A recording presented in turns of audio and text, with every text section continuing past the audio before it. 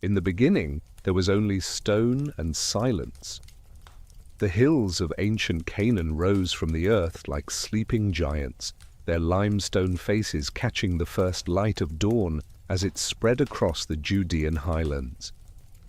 Among these weathered peaks, one particular ridge would become the stage for humanity's most enduring drama. The city that would rise here would witness the birth of empires, the fall of kingdoms, and the prayers of billions. Its very name would become synonymous with peace, yet its stones would be watered with more blood than perhaps any other place on earth. The earliest inhabitants of this hill country were simple people who understood the language of stone and soil. They were Canaanites, descendants of tribes who had wandered these lands for generations beyond memory. They built their settlements where springs bubbled up from hidden sources, where the rock formations offered natural defense, and where the rolling hills provided grazing for their flocks. The ridge that would one day bear Jerusalem was not yet special to them, merely another defensible height in a landscape filled with such places. These ancient peoples left behind fragments of their existence scattered like breadcrumbs across the archaeological record, pottery shards bearing the imprint of fingers that worked clay 4,000 years ago, bronze tools that once shaped wood and harvested grain, foundation stones that supported homes where children played, and merchants counted their profits. They lived and died in relative obscurity, their names lost to time, yet they were the first to recognize something profound about this particular hill. The spring of Gihon bubbled forth from the base of the eastern slope, its waters clear and constant even in the driest seasons. Here was life itself, flowing from the heart of the earth. The Canaanites who settled nearby called their small fortress Jebus, after the Jebusite clan that claimed dominion over the surrounding territory. They could not have imagined that this modest stronghold would one day be coveted by kings and conquered by emperors, that its waters would be channeled through tunnels carved by desperate defenders, that its very existence would inspire some of humanity's most beautiful poetry and its most terrible wars. For centuries, Jebus remained a footnote in the larger story of Canaan. Empires rose and fell in distant lands, while the Jebusites tended their fields and watched the seasons turn. Egyptian pharaohs carved their victories into stone monuments. Mesopotamian kings built ziggurats that scraped the sky, and somewhere to the north, Homer was composing verses about heroes and gods. The world was vast and full of marvels, but the hill country of Judah seemed destined to remain forever on the margins of history. Then came the man who would change everything. His name was David, and he arrived as a fugitive with a price on his head. The son of Jesse from nearby Bethlehem had already accomplished the impossible by slaying a giant named Goliath, but that triumph had earned him the jealous hatred of King Saul. For years, David had lived in caves and wilderness camps, gathering around himself a band of outcasts and malcontents who shared his dream of a kingdom built on righteousness rather than fear. When Saul finally fell on his sword at Mount Gilboa, the path opened for David to claim his destiny. The southern tribes acclaimed him king in Hebron, but the northern territories remained loyal to Saul's surviving heir. David understood that he needed a capital that belonged to neither faction, a neutral ground where all the tribes of Israel could unite under his banner. His keen eye fell upon the fortress of Jebus, perched like an eagle's nest on its rocky height between the tribal territories. The Jebusites had grown comfortable in their mountain stronghold. Their walls were thick, their position seemed impregnable, and they had successfully resisted conquest for generations. When David's forces appeared before their gates, the defenders mocked the Hebrew king from their ramparts. "You will never get in here," they shouted. "Even the blind and the lame could defend this place against you." Their confidence would prove to be their undoing. David studied the fortress with the eye of a man who had spent years evading capture in rough country. Every stronghold had a weakness. Every wall had a vulnerable point. His breakthrough came when his scouts discovered the water shaft that connected the city to the Gihon spring. This ancient tunnel, carved through solid rock by Jebusite engineers, was meant to provide access to fresh water during a siege. Instead, it became the pathway for conquest. Under cover of darkness, David's most trusted warriors crept through the water system like shadows moving through the bowels of the earth. They emerged within the city walls as silently as they had descended, overwhelming the sleeping guards before any alarm could be raised. By dawn, the banners of Israel flew from the towers of Jebus, and the city had a new name that would echo through eternity: Jerusalem, the foundation of peace. David's capture of Jerusalem in the year that would later be counted as 1000 BCE marked the beginning of a golden age that would be remembered and yearned for throughout all the dark centuries that followed. The young king immediately set about transforming his newly won capital into a worthy seat of power. He strengthened the fortifications, constructed a palace worthy of his royal dignity, and began to gather around himself the scribes, soldiers, and administrators needed to govern a growing kingdom. But David's greatest masterstroke was his decision to bring the Ark of the Covenant to Jerusalem. This sacred chest, said to contain the stone tablets on which God had written the Ten Commandments, was the most precious relic of the Hebrew people. For decades it had wandered from shrine to shrine, never finding a permanent home. David understood that political power alone was insufficient to bind the fractious tribes together. He needed something greater, something that would make Jerusalem not just the seat of earthly authority, but the dwelling place of the divine. The procession that brought the Ark to Jerusalem was unlike anything the city had ever witnessed. Priests in white robes carried the sacred box, while musicians played lyres and cymbals and tambourines. David himself danced before the Ark with such abandon that his wife Michal was scandalized by his undignified behavior.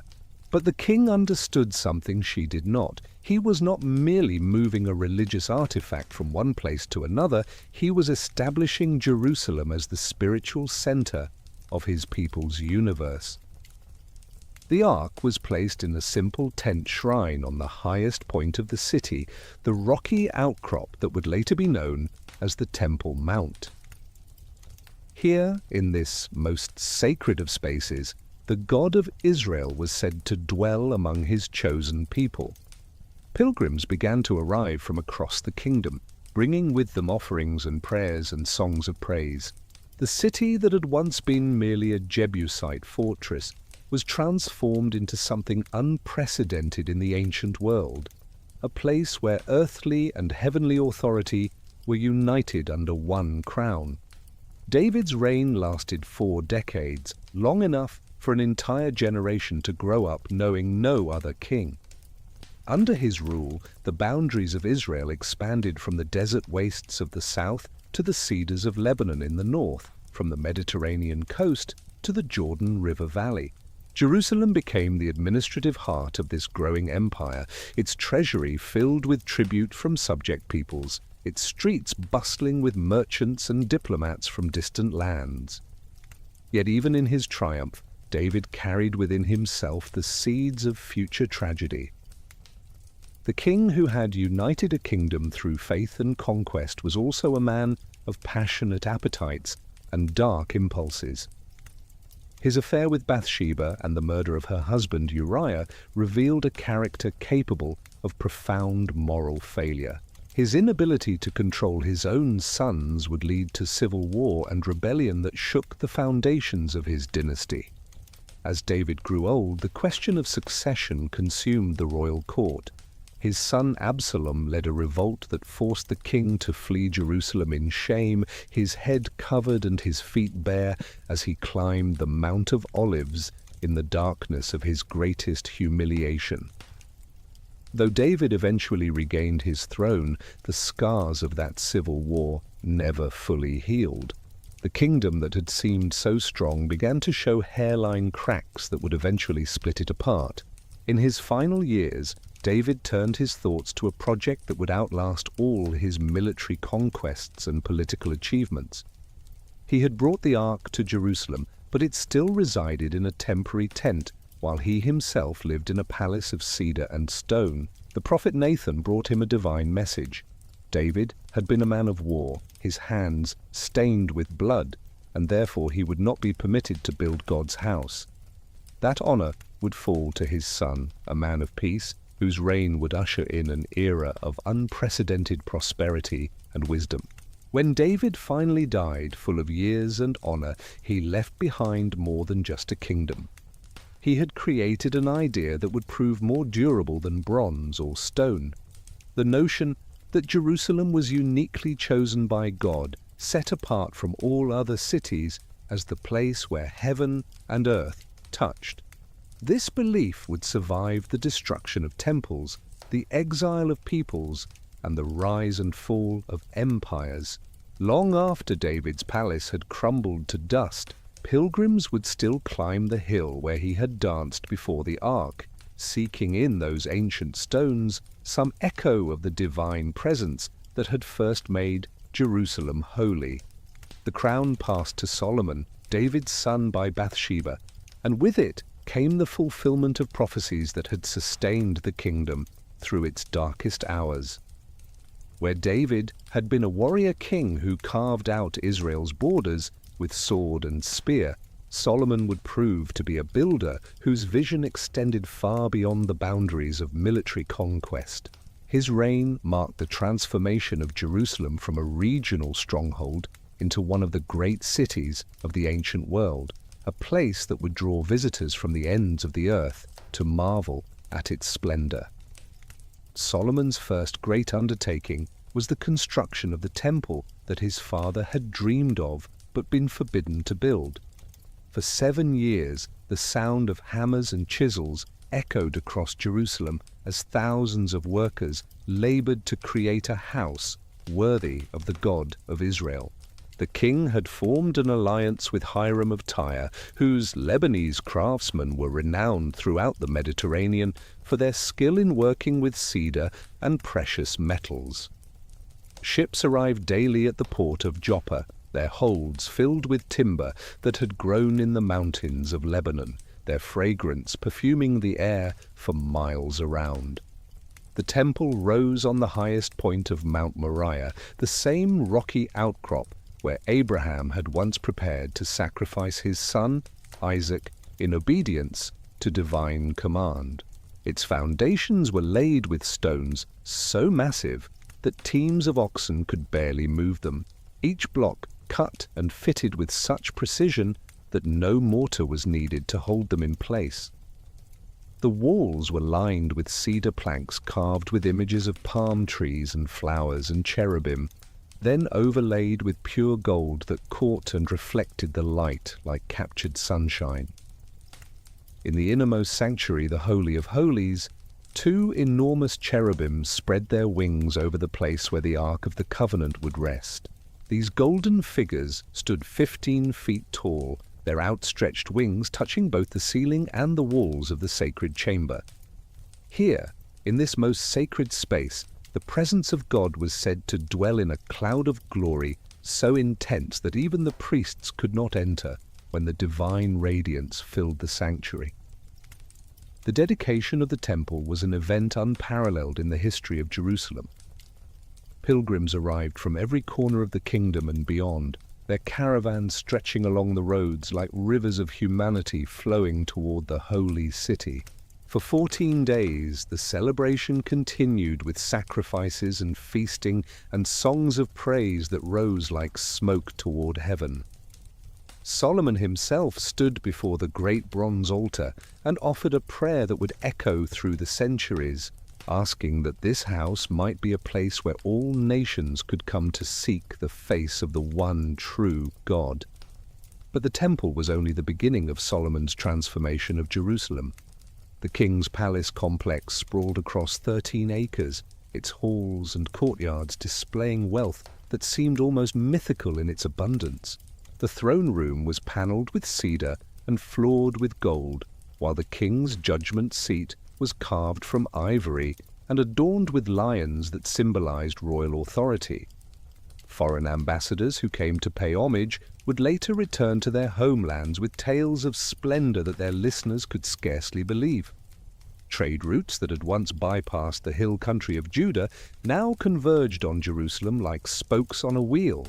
Caravans arrived from Arabia laden with spices and incense, from India carrying precious gems and peacock feathers, from Africa bearing gold and ivory and exotic animals. The royal stables housed thousands of horses imported from Egypt and Anatolia, while the harbour at Esion-Geber on the Red Sea sheltered a fleet of ships that sailed to distant Ophir in search of treasures beyond imagination. The Queen of Sheba herself made the long journey from her kingdom in southern Arabia, drawn by reports of Solomon's wisdom that had spread throughout the known world. When she finally stood before the king and witnessed the magnificence of his court, she declared that the half had not been told her. The riddles and philosophical questions she had prepared to test his intellect were answered with such insight that she could only marvel at the divine gift that had been bestowed upon this Hebrew monarch.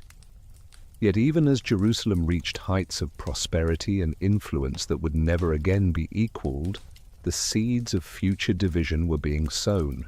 Solomon's building projects required enormous resources, and the burden of taxation and forced labor began to weigh heavily upon the people.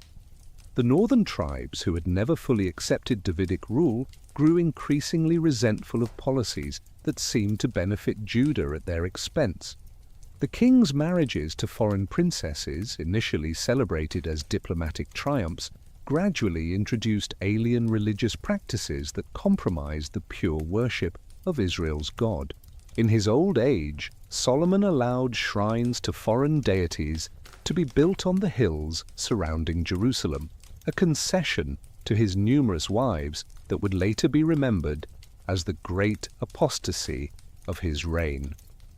The king who had built the most magnificent temple in the ancient world found himself torn between political necessity and religious conviction. His heart turned away from the exclusive devotion that had marked his early years. When Solomon died after a reign of 40 years, the kingdom he had built with such magnificence began to fracture along the fault lines he had inadvertently created. His son Rehoboam proved to be a weak and foolish ruler who alienated the northern tribes with threats of even harsher taxation and more oppressive policies.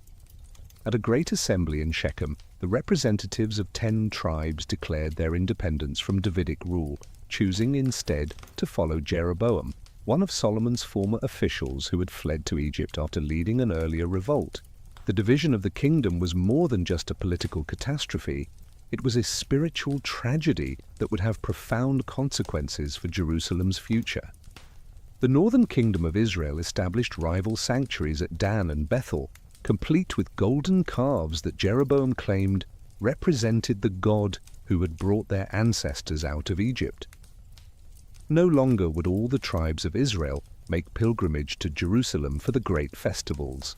The city that had been the unified center of Israelite worship suddenly found its influence reduced to the 2 southern tribes of Judah and Benjamin. For 2 centuries, the divided kingdoms of Israel and Judah coexisted in an uneasy relationship that alternated between alliance and warfare. Sometimes the 2 Hebrew kingdoms would unite against common enemies like the Arameans of Damascus or the Philistines of the coastal plain. More often, they found themselves competing for the allegiance of smaller neighbors or the favor of great powers like Egypt and Assyria. Jerusalem remained the capital of Judah and the site of the temple, but its glory was dimmed by the knowledge that the kingdom of David and Solomon had been broken, perhaps forever. The northern kingdom of Israel proved to be the more prosperous and powerful of the 2 successor states, its fertile valleys and strategic trade routes, generating wealth that the hill country of Judah could not match. Cities like Samaria and Megiddo grew into impressive centers of commerce and administration, while Jerusalem sometimes seemed like a provincial backwater, clinging to memories of former greatness. Yet the southern kingdom possessed something that all the material prosperity of Israel could not provide: legitimacy derived from the promises made to David and the presence of the temple on Mount Zion. Throughout this period of division, Jerusalem continued to attract pilgrims and visitors who came to worship at the temple and seek blessings from the descendants of David, who still ruled from the city of their ancestor. The psalms that were sung in the temple courts during these centuries reveal both the deep love that the faithful felt for Jerusalem and their anguished awareness that the city's glory had been tarnished by the sins of its rulers and the divisions of its people. Prophets arose who called the people back to the pure worship of their fathers, men like Isaiah and Jeremiah, who proclaimed that Jerusalem's destiny was not to be a mere political capital, but a light to the nations, a city where justice and righteousness would flow like a river. They warned that the city's survival depended not on the strength of its walls or the wealth of its treasury, but on the faithfulness of its people to the covenant that had first brought them to this promised land. As the 8th century drew to a close, dark clouds began to gather on the horizon. The Assyrian Empire, with its capital at Nineveh, had grown into the most fearsome military machine the world had ever seen. Their armies moved across the landscape like a plague of locusts, destroying cities and deporting entire populations to prevent future rebellions. One by one, the small kingdoms of Syria and Palestine fell before the Assyrian advance, their peoples scattered to the winds, and their independence extinguished forever. In 722 BCE, the northern kingdom of Israel finally succumbed to Assyrian power. Samaria was besieged and captured, its population deported to distant regions of the empire and replaced with colonists from Mesopotamia and beyond. The 10 tribes that had broken away from Davidic rule vanished from history, absorbed into the vast melting pot of Assyrian imperial policy. Jerusalem watched in horror as its sister kingdom disappeared, leaving Judah alone to face the storm that was approaching from the north. The survival of Jerusalem through the Assyrian crisis would become one of the great miracles of biblical history, a deliverance so unexpected and complete that it would be remembered and celebrated for generations to come. But that triumph lay still in the future, as the 8th century ended with Judah standing isolated and vulnerable, its capital filled with refugees from the destroyed northern kingdom, and its leaders desperately seeking allies who might help them resist the approaching darkness. The Assyrian storm that had consumed Israel now turned its full fury toward Jerusalem, and for a time it seemed that the city of David would share the fate of Samaria. Sennacherib, the great king of Assyria, swept down from the north with an army that contemporary chronicles describe as numberless as the stars of heaven. City after city fell before his advance until only Jerusalem remained, like a lone island in a sea of conquest and devastation. King Hezekiah of Judah had spent years preparing for this moment, understanding that eventual confrontation with Assyria was inevitable. His engineers had carved a tunnel through solid rock to bring the waters of the Gihon spring within the city walls, ensuring that Jerusalem could withstand a prolonged siege. The royal treasuries were emptied to strengthen the fortifications and stockpile weapons, while diplomatic missions were sent to Egypt seeking military assistance that would never arrive in time.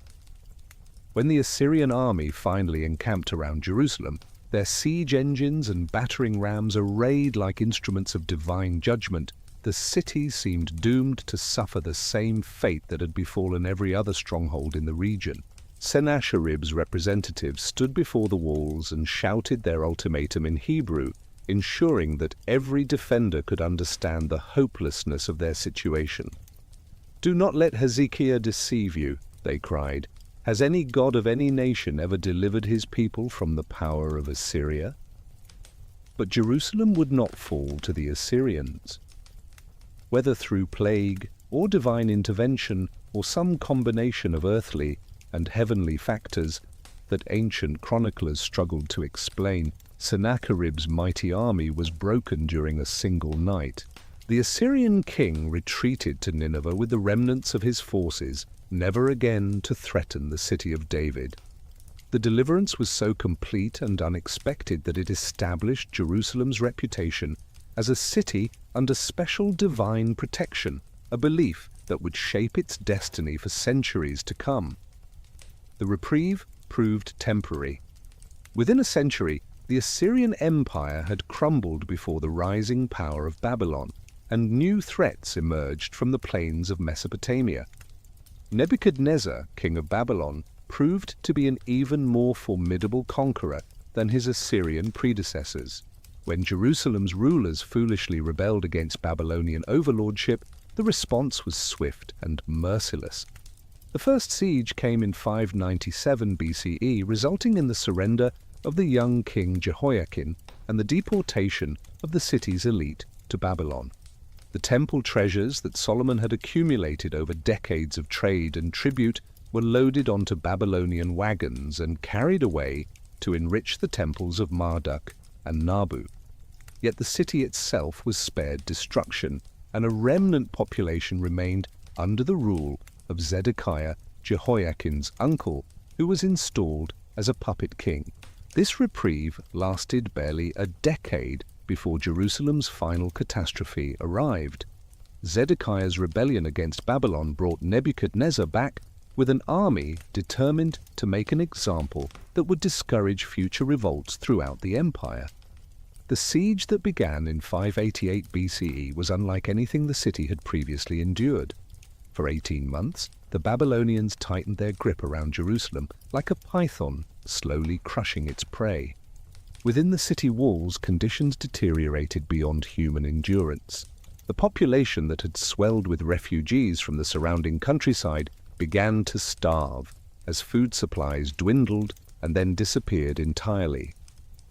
The prophet Jeremiah's warnings about the futility of resistance were ignored by leaders who clung to false hopes of Egyptian intervention or divine deliverance. When the walls were finally breached in 586 BCE, the defenders were too weak from hunger to offer effective resistance. What followed was destruction on a scale that would haunt Jewish memory for millennia. The temple that had stood for over 3 centuries was burned to the ground, its bronze pillars broken up and carried away as scrap metal. The royal palace complex was reduced to rubble, while the city's walls were systematically demolished to ensure that Jerusalem could never again serve as a center of rebellion. Most devastating of all, the population was deported en masse to Babylon, leaving behind only the poorest peasants to tend the vineyards and olive groves. The exile to Babylon marked the end of an era and the beginning of a transformation that would fundamentally alter the character of both Judaism and Jerusalem. In the land of their captors, the exiled Jews faced an existential crisis that threatened to destroy their identity as completely as Nebuchadnezzar had destroyed their city. How could they sing the songs of Zion in a foreign land? How could they worship the God of Israel when his temple lay in ruins and his people were scattered among the nations? The answers that emerged from this dark night of the soul would prove to be more revolutionary than any political or military development in Jerusalem's history. Jewish scholars and priests who had lost their temple developed new forms of worship that could flourish anywhere Jews gathered to study and pray. The Sabbath became more important than ever as a sign of Jewish identity, while dietary laws and circumcision served as permanent reminders of covenant obligations that no earthly power could destroy. Perhaps most significantly, the experience of exile forced Jewish thinkers to wrestle with profound questions about God's nature and purposes that had been largely theoretical during the centuries of temple worship. If the God of Israel was truly sovereign over all nations, then even the Babylonian conquest must serve some divine purpose. The prophets who had warned of coming judgment now proclaimed that the exile was not an abandonment but a purification, a necessary prelude to an even greater restoration that would vindicate God's faithfulness to his promises. The Persian conquest of Babylon in 539 BCE opened the possibility of return, but the Jerusalem that began to emerge from the ruins was profoundly different from the city that Nebuchadnezzar had destroyed. Cyrus the Great, following a policy of religious tolerance that contrasted sharply with Assyrian and Babylonian practices, issued a decree permitting the Jewish exiles to return to their homeland and rebuild their temple. Yet only a fraction of the exile community chose to make the arduous journey back to Judah, and those who did return found a land that had been transformed by 5 decades of abandonment. The first returnees, led by Zerubbabel, a descendant of the Davidic line, and Joshua the high priest, faced challenges that would have daunted less determined pioneers. The city walls remained in ruins, the Temple Mount was covered with debris, and the surrounding population viewed the returning exiles with suspicion and hostility. Neighboring peoples who had occupied former Judean territory during the exile had no desire to see a reconstituted Jewish state emerge from the ashes of the Old Kingdom. The reconstruction of the temple became the central focus of the restoration community, but the modest structure that arose from the rubble bore little resemblance to Solomon's magnificent edifice. Older members of the community who remembered the first temple wept when they saw the foundations of the second, so inferior did it appear to the glorious house that had been destroyed. Yet this humble building would prove to have a more lasting impact on world history than its predecessor, serving as the spiritual center of Judaism during some of its most creative and influential periods. The work of restoration proceeded in fits and starts over several generations, often hindered by opposition from Samaritans and other neighboring groups who feared the revival of Jewish power in the region. The prophet Haggai urged the returned exiles to prioritize the temple reconstruction over their own comfort, while Zechariah proclaimed visions of a glorious future when Jerusalem would be called the faithful city, and the mountain of the Lord would be known as the Holy Mountain. It was not until the arrival of Ezra the scribe and Nehemiah the governor in the middle of the 5th century BCE that the restoration truly gained momentum. Ezra brought with him not only additional returnees from Babylon, but also a copy of the Torah that would become the authoritative text of Jewish law and worship. His public reading of this scroll to the assembled people of Jerusalem marked a turning point in Jewish history, establishing the written word as the supreme authority for religious and communal life. Nehemiah's contribution was more practical but equally significant. This cupbearer to the Persian king had obtained royal permission to return to Jerusalem as governor with a mandate to rebuild the city's defenses. In just 52 days, working day and night despite constant harassment from enemies, Nehemiah's workforce succeeded in reconstructing Jerusalem's walls. The city that had lain defenseless for nearly a century and a half once again possessed the physical symbol of its independence and security. The Jerusalem that emerged from this period of restoration was in many ways a new creation, bearing the same name as the city of David and Solomon, but embodying a fundamentally different vision of Jewish identity and purpose.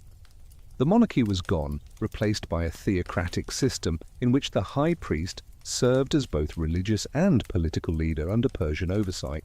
The temple had been rebuilt, but its rituals now coexisted with new forms of worship centered on the study and interpretation of written scripture. Most importantly, the trauma of exile and the miracle of return had created a new understanding of Jerusalem's role in God's plan for humanity. No longer was it simply the capital of a small Middle Eastern kingdom or even the central shrine of a particular ethnic group. In the writings of the post-exilic prophets, Jerusalem became a symbol of divine faithfulness and ultimate hope, a city destined to serve as the spiritual center of a redeemed world where all nations would come to learn the ways of peace. The Persian period that had enabled Jerusalem's restoration proved to be a time of relative peace and prosperity for the rebuilt city, but it was also an era that would prepare the Jewish people for challenges greater than any they had previously faced. For 2 centuries, Persian administrators governed Judah as a small province within their vast empire, allowing the temple to function and Jewish law to be observed while extracting tribute and maintaining ultimate political control. This arrangement suited both parties reasonably well, providing the Persians with a loyal buffer state and giving the Jews the religious freedom they needed to develop their distinctive way of life. During these Persian centuries, Jerusalem gradually regained some measure of its former importance, though it never again approached the political significance it had enjoyed under David and Solomon. The city's population slowly grew as Jews continued to trickle back from Babylon and other lands of exile, while the temple once again became a destination for pilgrims during the great festivals. Trade routes that had been disrupted by decades of warfare began to function normally, bringing modest prosperity to the merchants and craftsmen who served the needs of visitors and residents alike. Yet even as Jerusalem enjoyed this period of recovery, momentous changes were taking place in the wider world that would soon transform the political and cultural landscape of the entire Mediterranean region. Far to the west, in the mountain valleys of Macedonia, a young prince named Alexander was learning the arts of war and statecraft from tutors who had studied the greatest philosophers and strategists of their age.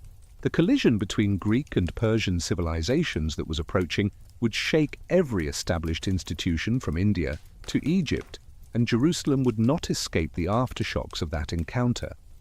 Alexander's conquest of the Persian Empire between 334 and 323 BCE brought Judah under Greek rule for the first time, though initially this change had little impact on daily life in Jerusalem. The Macedonian conqueror was too busy fighting campaigns in the far reaches of his expanding empire to concern himself with the religious practices of a small hill town in southern Syria. Local administrators continued to govern much as they had under the Persians, and the temple continued to function according to the ancient rituals that had been restored after the return from Babylon. The death of Alexander at the age of 32 created a power vacuum that would define the political landscape of the Eastern Mediterranean for the next 3 centuries. His vast empire was divided among his generals, the Diadochi, who spent decades fighting each other for supremacy while establishing kingdoms that would endure long after their founder's dream of universal monarchy had faded. Judah found itself caught between 2 of these successor kingdoms, the Ptolemies of Egypt and the Seleucids of Syria, who would contest control of the region for generations to come. Initially, Jerusalem fell under Ptolemaic rule, and this proved to be a relatively benign experience for the Jewish population.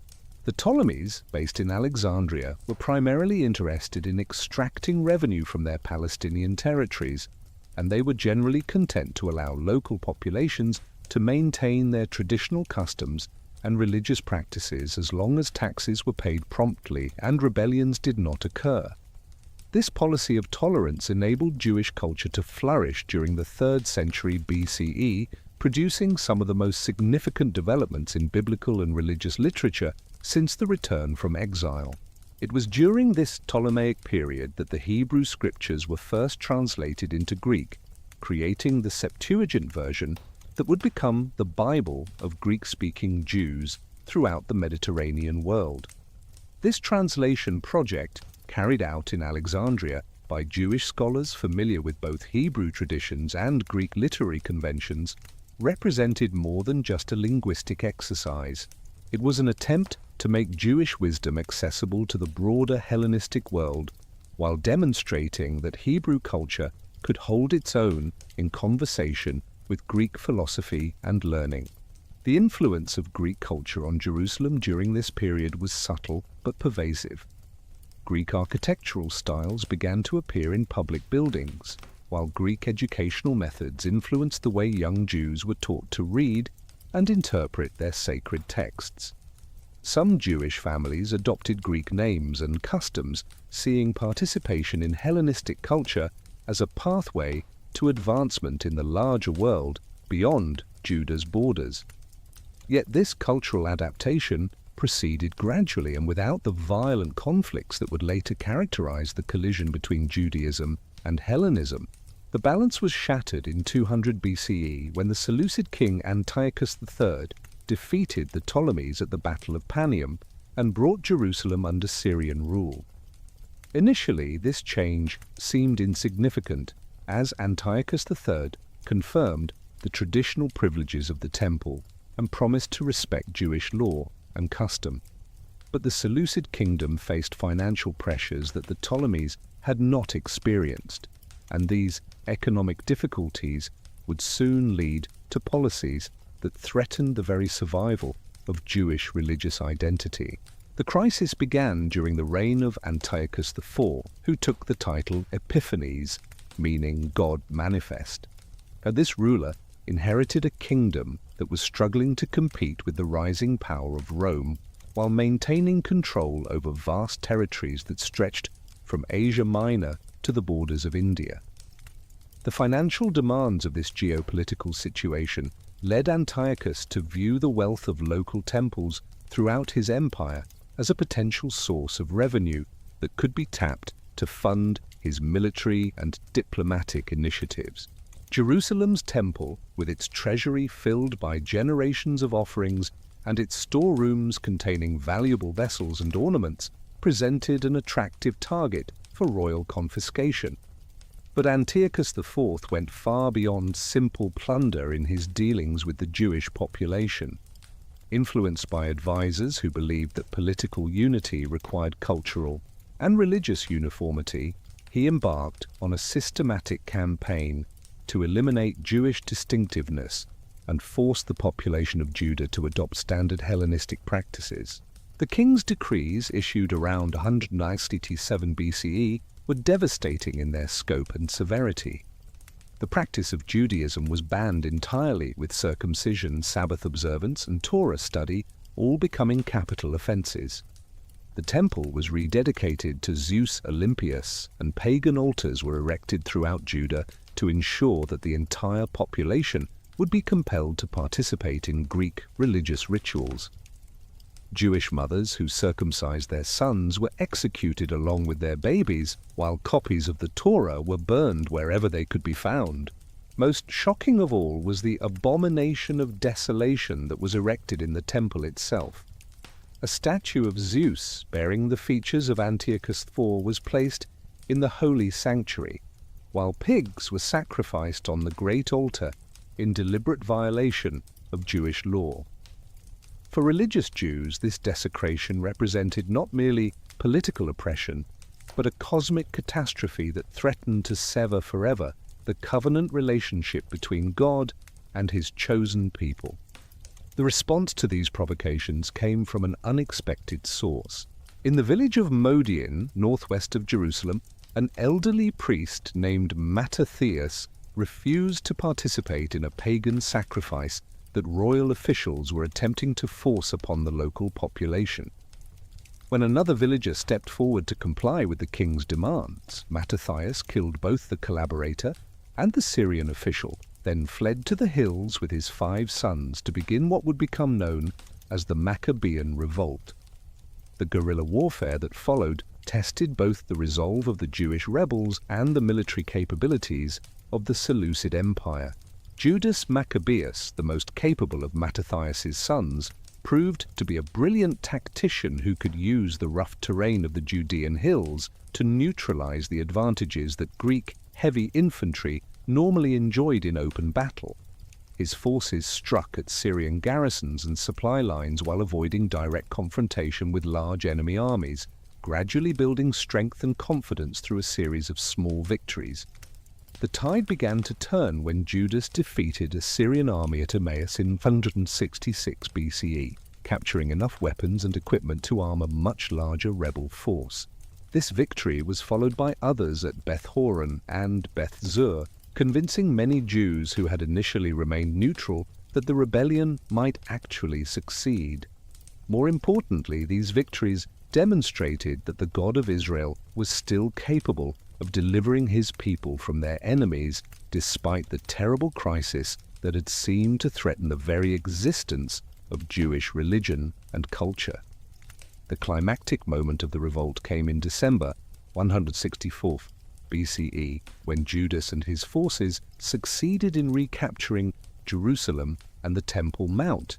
The work of purification and rededication that followed would be remembered and celebrated as the Festival of Hanukkah, commemorating not only a military victory, but a spiritual restoration that had seemed impossible just 3 years earlier. The temple was cleansed of its pagan pollution. New vessels were crafted to replace those that had been stolen or defiled, and the daily sacrifices were resumed according to the ancient rituals. Yet even as the Jews celebrated their remarkable victory, it became clear that the struggle for independence was far from over. The Seleucids still controlled most of the major fortified cities in the region, and they were unwilling to accept the loss of Jerusalem without further resistance. What had begun as a religious revolt now evolved into a war for political independence that would continue for more than 2 decades under the leadership of Judas and his brothers Jonathan and Simon.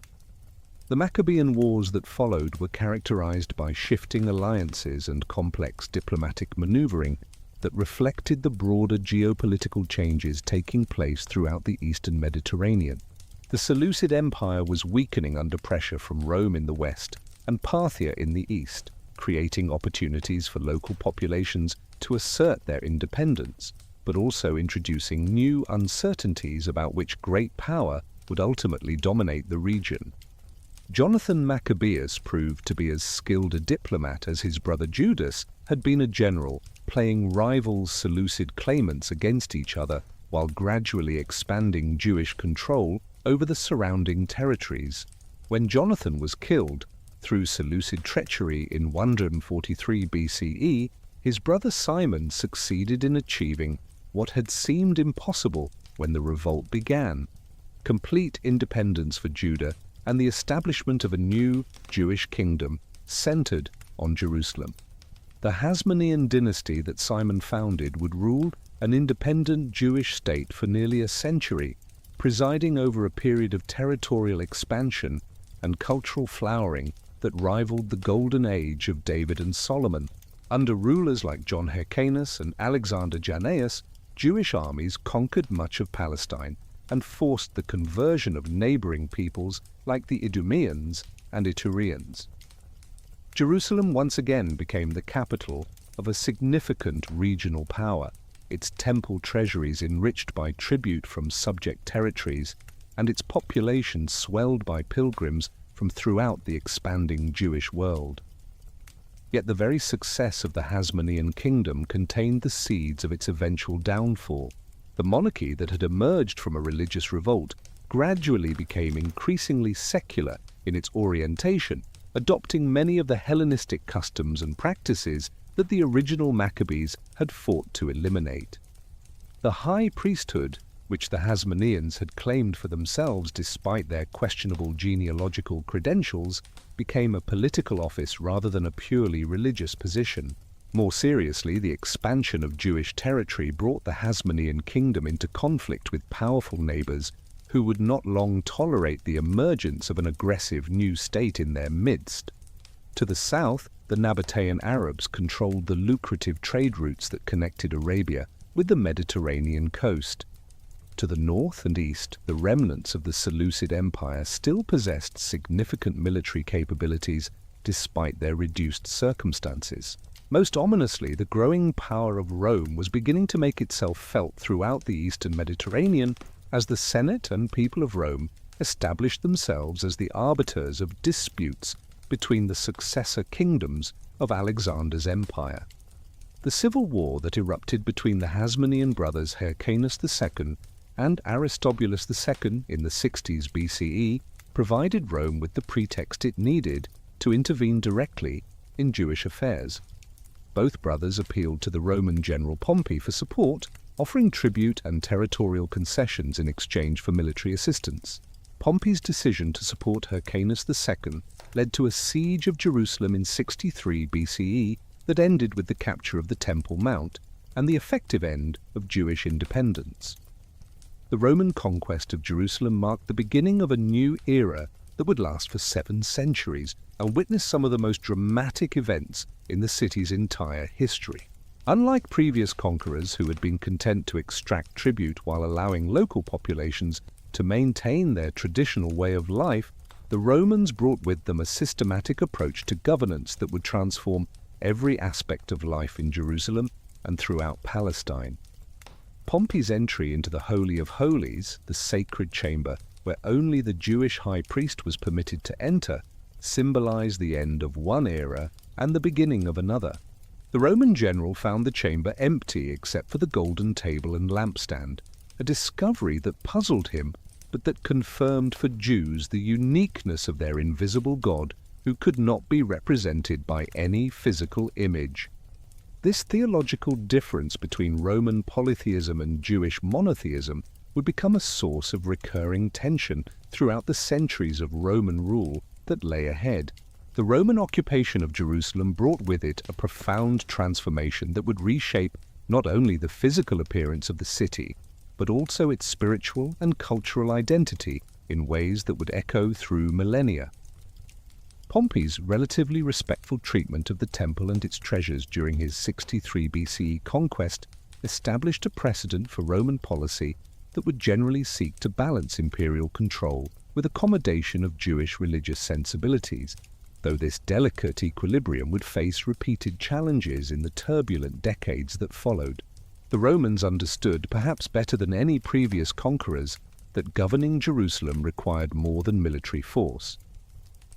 The city occupied a strategic position on the trade routes connecting Asia and Africa, but its real importance lay in its role as the spiritual center of a people whose communities now stretched from Babylon to Rome itself. The Jewish diaspora that had emerged during the centuries following the Babylonian exile had created networks of commerce and communication that could prove valuable to Roman interests if properly managed, or dangerous if mishandled. Initially, Roman administration of Judah operated through client kings who maintained the appearance of local autonomy while ensuring that imperial interests were protected. Hyrcanus II, the Hasmonean ruler whom Pompey had supported, continued to serve as high priest and ethnarch, though his actual power was severely circumscribed by Roman oversight. This arrangement might have provided long-term stability had it not been for the ambitions of an Idumean family that had converted to Judaism during the Hasmonean conquests and now saw an opportunity to advance their own interests through collaboration with Rome. Antipater, the Idumean, had served as a trusted advisor to Hyrcanus II, but his true loyalty lay with whatever power could best advance his family's fortunes. When civil war erupted between Julius Caesar and Pompey, Antipater skillfully positioned himself on Caesar's side, providing crucial assistance during the Roman general's Egyptian campaign. This foresight was rewarded when Caesar confirmed Antipater as procurator of Judah, giving him authority that effectively superseded that of the nominal Hasmonean ruler. The assassination of Julius Caesar in 44 BCE plunged the Roman world into another round of civil wars, but Antipater's family had learned the lessons of adaptability that would enable them to survive and prosper amid the chaos.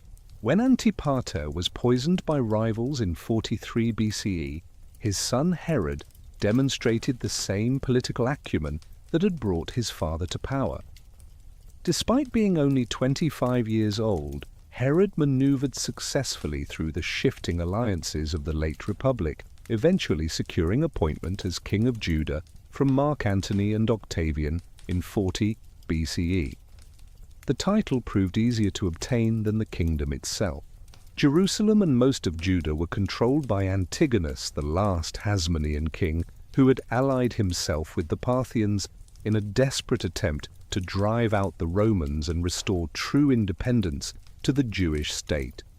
For 3 years, Herod fought a brutal campaign to claim his throne, receiving Roman military support, but bearing the burden of proving himself worthy of the confidence his patrons had placed in him. The siege of Jerusalem that culminated Herod's conquest in 37 BCE was marked by a level of violence that shocked even contemporary observers accustomed to the brutalities of civil war. When the city finally fell, Herod's troops and their Roman allies began an indiscriminate massacre that threatened to destroy the very population Herod hoped to rule. Only the intervention of Herod himself, who reportedly paid his soldiers from his own treasury to cease their slaughter, prevented the complete depopulation of the city. Herod's early years as king were devoted to consolidating his hold on power through a combination of political marriages, architectural projects, and the systematic elimination of potential rivals. The last Hasmonean males were executed on various pretexts, while Herod married Mariamne, a Hasmonean princess, in an attempt to legitimize his dynasty through connection to the previous ruling family. This marriage, though politically expedient, would prove to be a source of personal torment for a king whose paranoid nature led him to suspect treachery even among those closest to him. The transformation of Jerusalem under Herodian rule was nothing short of revolutionary.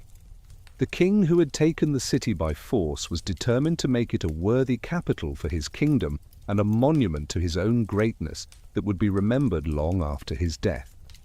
Drawing upon the wealth generated by his kingdom's position on international trade routes and his own considerable administrative skills, Herod embarked upon building projects that would rival the greatest achievements of the ancient world.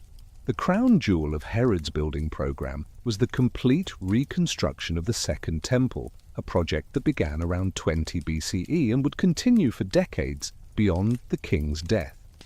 The temple that the returning exiles had built in the 6th century BCE had served its purpose, but it lacked the grandeur that Herod believed appropriate for the central shrine of the Jewish people. Working with the finest architects and craftsmen available throughout the Roman world, Herod created a complex that surpassed even Solomon's temple in its magnificence. The Temple Mount itself was artificially expanded through massive retaining walls that enclosed a platform covering 35 acres. The western wall, portions of which still stand today, was constructed with stones so enormous that their movement and placement represented engineering achievements that amazed contemporary observers and continue to impress modern visitors. Some of these blocks weighed over 500 tons, requiring construction techniques that pushed the limits of ancient technology. The temple building that rose within this expanded precinct was designed to accommodate the thousands of pilgrims who gathered in Jerusalem for the great festivals. The court of the Gentiles, the outermost area of the temple complex, was large enough to hold hundreds of thousands of worshippers, while successive inner courts provided spaces for Jewish men, Jewish women, and finally the priests who conducted the daily sacrifices. The sanctuary itself, rebuilt with the finest materials available, was overlaid with gold that caught and reflected sunlight in displays of brilliance that could be seen from miles away. But Herod's transformation of Jerusalem extended far beyond the Temple Mount. The king constructed a magnificent palace for himself on the western hill of the city, complete with gardens, pools, and towers that served both decorative and defensive purposes. The Antonia fortress, built adjacent to the Temple Mount, provided security for the sacred complex, while ensuring that Roman troops would always be available to suppress any disturbances that might arise during religious festivals, when emotions ran high and crowds provided cover for potential troublemakers. The city's infrastructure was completely modernized during Herod's reign.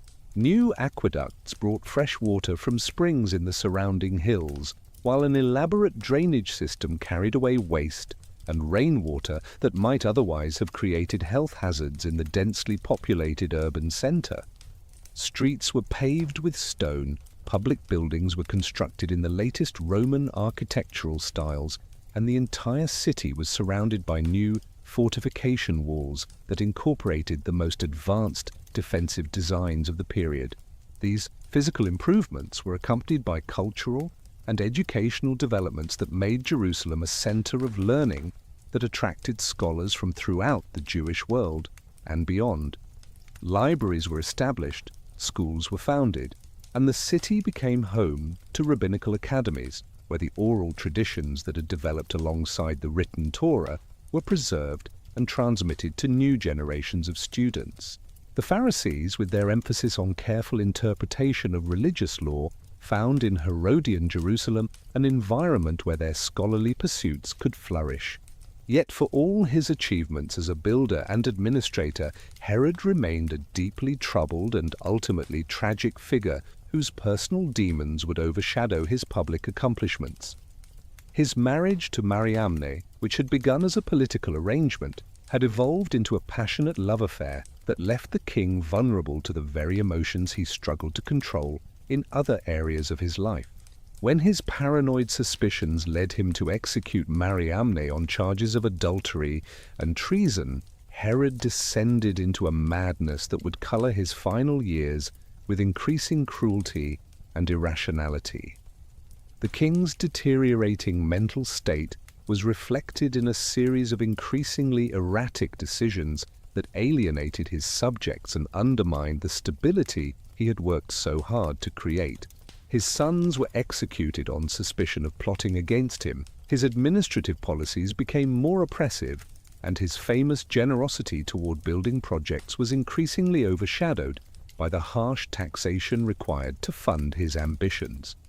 The joke that circulated among contemporary Romans that it was safer to be Herod's pig than his son reflected a widespread recognition that the Jewish king had become a danger to everyone around him.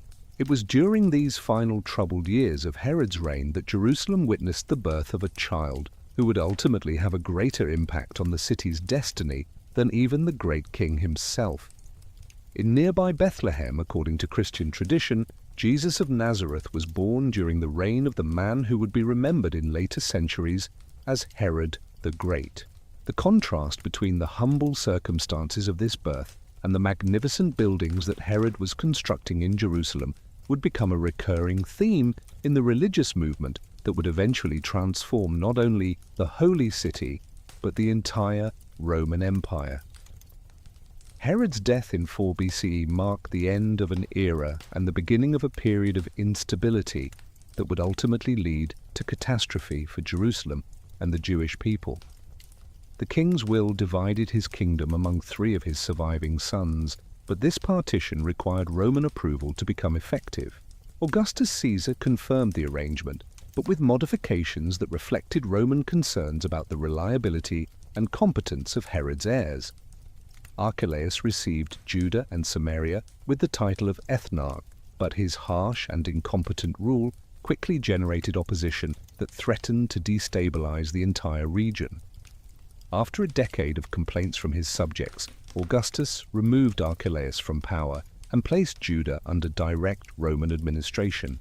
This decision, implemented in 6 CE, brought Roman governors to Jerusalem for the first time and initiated a period of mounting tension that would culminate in open revolt within 60 years. The Roman governors, or procurators, who administered Judah from their capital in Caesarea, faced the difficult task of maintaining order in a population that viewed their presence as a violation of the covenant between God and his chosen people. Most of these officials were competent administrators who understood the delicate nature of their assignment, but few possessed the cultural sensitivity or political skill required to navigate successfully the complex religious and ethnic divisions that characterized Jewish society in the 1st century CE. The growing influence of apocalyptic movements during this period reflected the deep spiritual crisis that many Jews experienced under direct Roman rule. Prophetic books like Daniel, with their visions of cosmic conflict between good and evil, provided a framework for understanding contemporary political struggles as part of a larger divine plan that would ultimately vindicate the faithful and punish their oppressors. Groups like the Essenes withdrew from mainstream society entirely, establishing communities in the wilderness where they could prepare for the end times through study, prayer, and ritual purification. More dangerous to Roman interests were the zealots and other militant groups who believed that armed resistance to foreign rule was not only justified but required by religious law. These movements drew inspiration from the Maccabean revolt, arguing that God would once again deliver his people from their enemies if they demonstrated sufficient faith and courage. The bandits and revolutionaries who operated from bases in the Galilean hills and the Jordan Valley represented a constant security threat that required significant military resources to contain. It was into this volatile environment that Jesus of Nazareth began his public ministry around 30 CE, proclaiming a message that would eventually transform not only Jerusalem, but the entire world. His teachings about the kingdom of God resonated with Jewish hopes for divine intervention in human affairs, but his emphasis on love for enemies and his apparent willingness to associate with tax collectors and other collaborators with Roman rule set him apart from the conventional wisdom of both religious and political leaders of his time. The week that Jesus spent in Jerusalem during what Christians would later call Holy Week represented a direct challenge to both Roman and Jewish authority that could hardly have been ignored by the city's rulers. His triumphal entry into the city, accompanied by crowds shouting messianic slogans, was followed by his dramatic cleansing of the temple courts, where he overturned the tables of money changers and merchants who were facilitating the purchase of sacrificial animals. The crucifixion of Jesus, carried out by Roman soldiers under the authority of Pontius Pilate, but with the cooperation of the Jewish high priest Caiaphas, appeared at the time to be simply another execution of a potential troublemaker during a period when Jerusalem was filled with pilgrims whose religious enthusiasm might easily be channeled in dangerous directions. Neither the Roman governor nor the Jewish religious leadership could have anticipated that this particular death would give birth to a movement that would eventually conquer the very empire that had condemned its founder. The resurrection faith that emerged among Jesus' followers transformed a small group of demoralized disciples into the nucleus of a religious movement that would spread throughout the Roman world with remarkable speed. Jerusalem became the headquarters of this early Christian community, which continued to worship in the temple while developing distinctive practices and beliefs that would eventually separate them from mainstream Judaism. The decades following the crucifixion were marked by increasing tension between the Christian movement and traditional Jewish religious authorities, as well as growing friction between the entire Jewish population and their Roman rulers. The Apostle Paul's missionary journeys established Christian communities throughout Asia Minor and Greece, but Jerusalem remained the mother church that provided theological guidance and apostolic authority for the expanding network of believers. The tension that had been building in Jerusalem throughout the early decades of Roman rule finally erupted into open rebellion in 66 CE, sparked by incidents that in calmer times might have been resolved through negotiation and compromise. The immediate catalyst was a dispute over the rights of Gentiles in Caesarea, but the underlying causes ran far deeper into the fundamental incompatibility between Jewish religious convictions and the practical demands of imperial administration. What began as local protests and acts of civil disobedience quickly escalated into a full-scale war that would test the military might of Rome against the religious fervor of a people fighting for their most sacred beliefs. The early stages of the revolt caught Roman authorities off guard, as poorly coordinated uprisings across Judah and Galilee demonstrated both the widespread nature of Jewish discontent and the absence of effective imperial intelligence about the depth of anti-Roman sentiment. In Jerusalem, the rebels succeeded in overwhelming the Roman garrison and seizing control of the Temple Mount, while throughout the countryside, isolated Roman outposts found themselves besieged by insurgent forces that appeared to emerge from the general population like a spontaneous manifestation of divine wrath. The Roman response, when it finally came, was methodical and devastating. Vespasian, the general appointed by Nero to suppress the rebellion, understood that victory would require more than simply defeating Jewish armies in the field. The entire infrastructure of resistance had to be systematically dismantled, city by city and fortress by fortress, until the rebels were left with no choice but surrender or death. The campaign that followed would demonstrate both the military superiority that had made Rome master of the Mediterranean world, and the terrible price that rebellion against imperial authority would inevitably exact.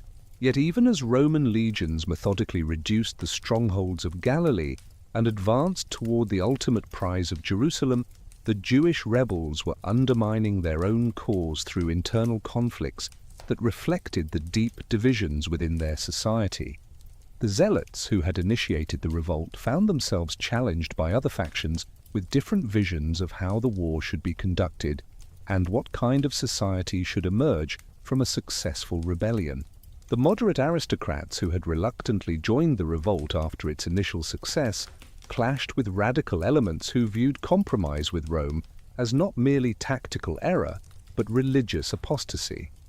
These internal divisions reached their most destructive expression in Jerusalem itself, where rival factions spent precious months fighting each other for control of the city, while Roman armies drew ever closer to its walls.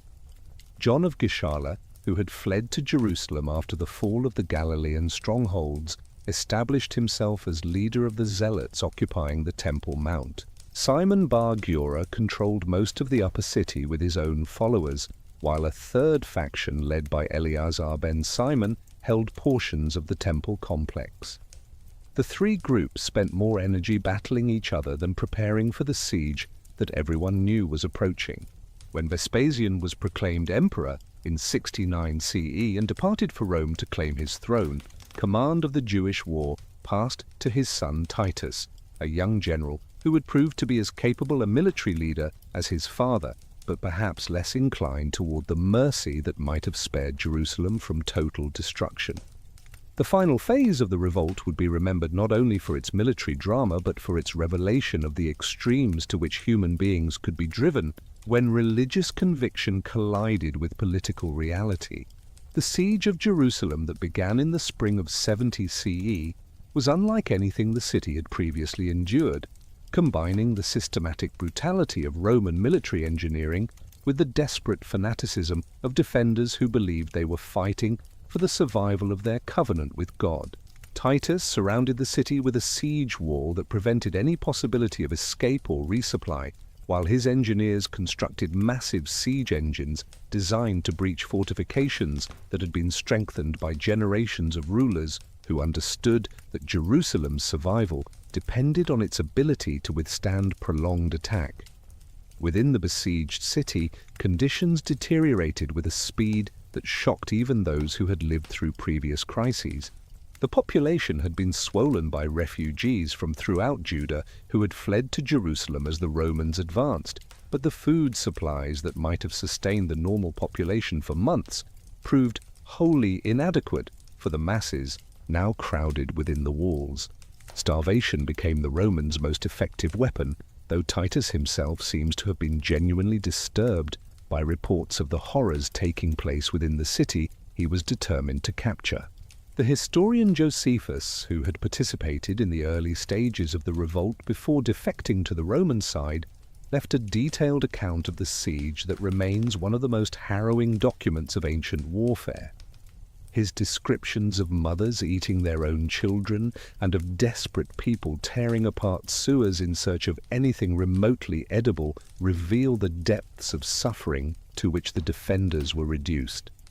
Yet even these extremities failed to break the resistance of men who believed that surrender would mean not merely political defeat, but cosmic catastrophe. The breakthrough came in July when Roman siege engines finally succeeded in breaching the outer walls, allowing Titus's legions to fight their way into the lower city. Even then, the defenders retreated to the Temple Mount and continued their resistance from the massive stone platform that Herod had constructed to support his magnificent shrine. The battle for the temple itself lasted for days, with Roman soldiers and Jewish rebels fighting hand-to-hand combat among the sacred courts, where pilgrims had once gathered to worship the God of Israel. The destruction of the temple on the 9th day of Av in 70 CE marked not merely the end of a siege, but the conclusion of an era that had lasted for nearly 6 centuries. Whether the fire that consumed the sanctuary was started deliberately by Roman soldiers or spread accidentally from the fierce fighting that raged throughout the complex became a matter of bitter historical debate. But the practical result was the same. The building that had served as the spiritual center of Judaism and the focus of Jewish hopes for divine deliverance was reduced to smoking ruins, its treasures looted, its priests slaughtered, and its very stones scattered as a testament to the futility of resistance against Roman power. The aftermath of Jerusalem's fall was marked by retributions that demonstrated Roman determination to prevent any future rebellions in Judah. The surviving population was either executed or sold into slavery, while the city itself was systematically demolished to ensure that it could never again serve as a center of Jewish resistance. The temple treasures that had survived the fire were carried off to Rome, where they would be displayed in Vespasian's triumph as symbols of imperial victory over yet another rebellious province. Yet even the total military defeat of the Jewish rebels and the destruction of their holy city failed to extinguish the religious and cultural forces that had made the revolt possible in the first place. The rabbinical academies that had flourished in Jerusalem during the final decades before the war were re-established in other locations where Jewish scholars continued the work of interpreting and preserving the religious traditions that had survived the catastrophe. The synagogue system that had developed during the centuries of exile provided a framework for Jewish worship that could function independently of the temple and its sacrificial cult. More immediately threatening to Roman interests was the possibility that the destruction of Jerusalem might inspire rather than discourage future resistance movements. The Bar Kokhba revolt that erupted in 132 CE under the leadership of Simon Bar Kokhba demonstrated that Jewish messianic expectations had not been extinguished by the events of 70 CE, but had instead been transformed and intensified by the trauma of defeat and exile. This second great rebellion would prove to be even more devastating than the first, leading to measures that went far beyond anything the Romans had previously attempted in their efforts to eliminate Jewish identity entirely. Bar Kokhba's initial successes were remarkable enough to suggest that the Romans had seriously underestimated the continuing strength of Jewish resistance. The rebels succeeded in recapturing Jerusalem and held it for nearly 3 years, during which time they apparently attempted to rebuild the temple and restore the sacrificial worship that had been interrupted by its destruction. Coins minted during this brief period of independence bore inscriptions proclaiming the liberation of Jerusalem and the renewal of Israel, reflecting hopes that the dark night of foreign domination was finally ending. The Roman response to the Bar Kokhba revolt was more systematic and ruthless than anything they had employed against the earlier rebellion. The Emperor Hadrian personally oversaw a military campaign that employed 12 legions, nearly 1/3 of the entire Roman army, in a methodical reduction of Jewish strongholds that left much of Judah depopulated and economically devastated. When Jerusalem finally fell for the second time in 135 CE, Hadrian was determined to ensure that it would never again serve as a focus for Jewish aspirations. The city that rose from the ruins of Jewish Jerusalem bore the name Aelia Capitolina, honoring both the emperor's family name and the Capitoline gods of Rome. The new settlement was planned according to standard Roman colonial patterns, with straight streets intersecting at right angles and public buildings designed to serve the needs of a pagan population that would have no connection to the Jewish history of the site. A temple dedicated to Jupiter was constructed on the Temple Mount, while statues of Hadrian and other Roman deities were placed throughout the city as permanent reminders of imperial authority.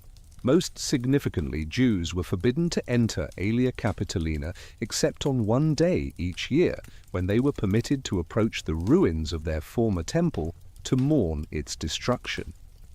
This policy of exclusion was designed to break forever the spiritual connection between the Jewish people and their holy city, transforming Jerusalem from the center of Jewish religious life into just another Roman colonial settlement in the eastern provinces of the empire.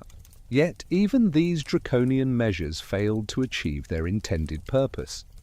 The very severity of Roman persecution created a diaspora that carried Jewish traditions and memories to communities throughout the Mediterranean world and beyond. The rabbinical academies that had been forced to flee Jerusalem established themselves in Babylon, where they would flourish for centuries and produce the Talmudic literature that would become the foundation of Jewish law and practice in the post-temple period. The transformation of Jerusalem into Aelia Capitolina also coincided with the emergence of Christianity as a significant force within the Roman Empire itself. The Christian communities that had been scattered by the Jewish revolts carried with them not only their distinctive religious beliefs, but also their reverence for Jerusalem as the site of Jesus' crucifixion and resurrection. As Christianity gradually gained converts throughout the empire, the Holy City began to acquire a new identity that was independent of its Jewish origins, but equally capable of inspiring passionate devotion.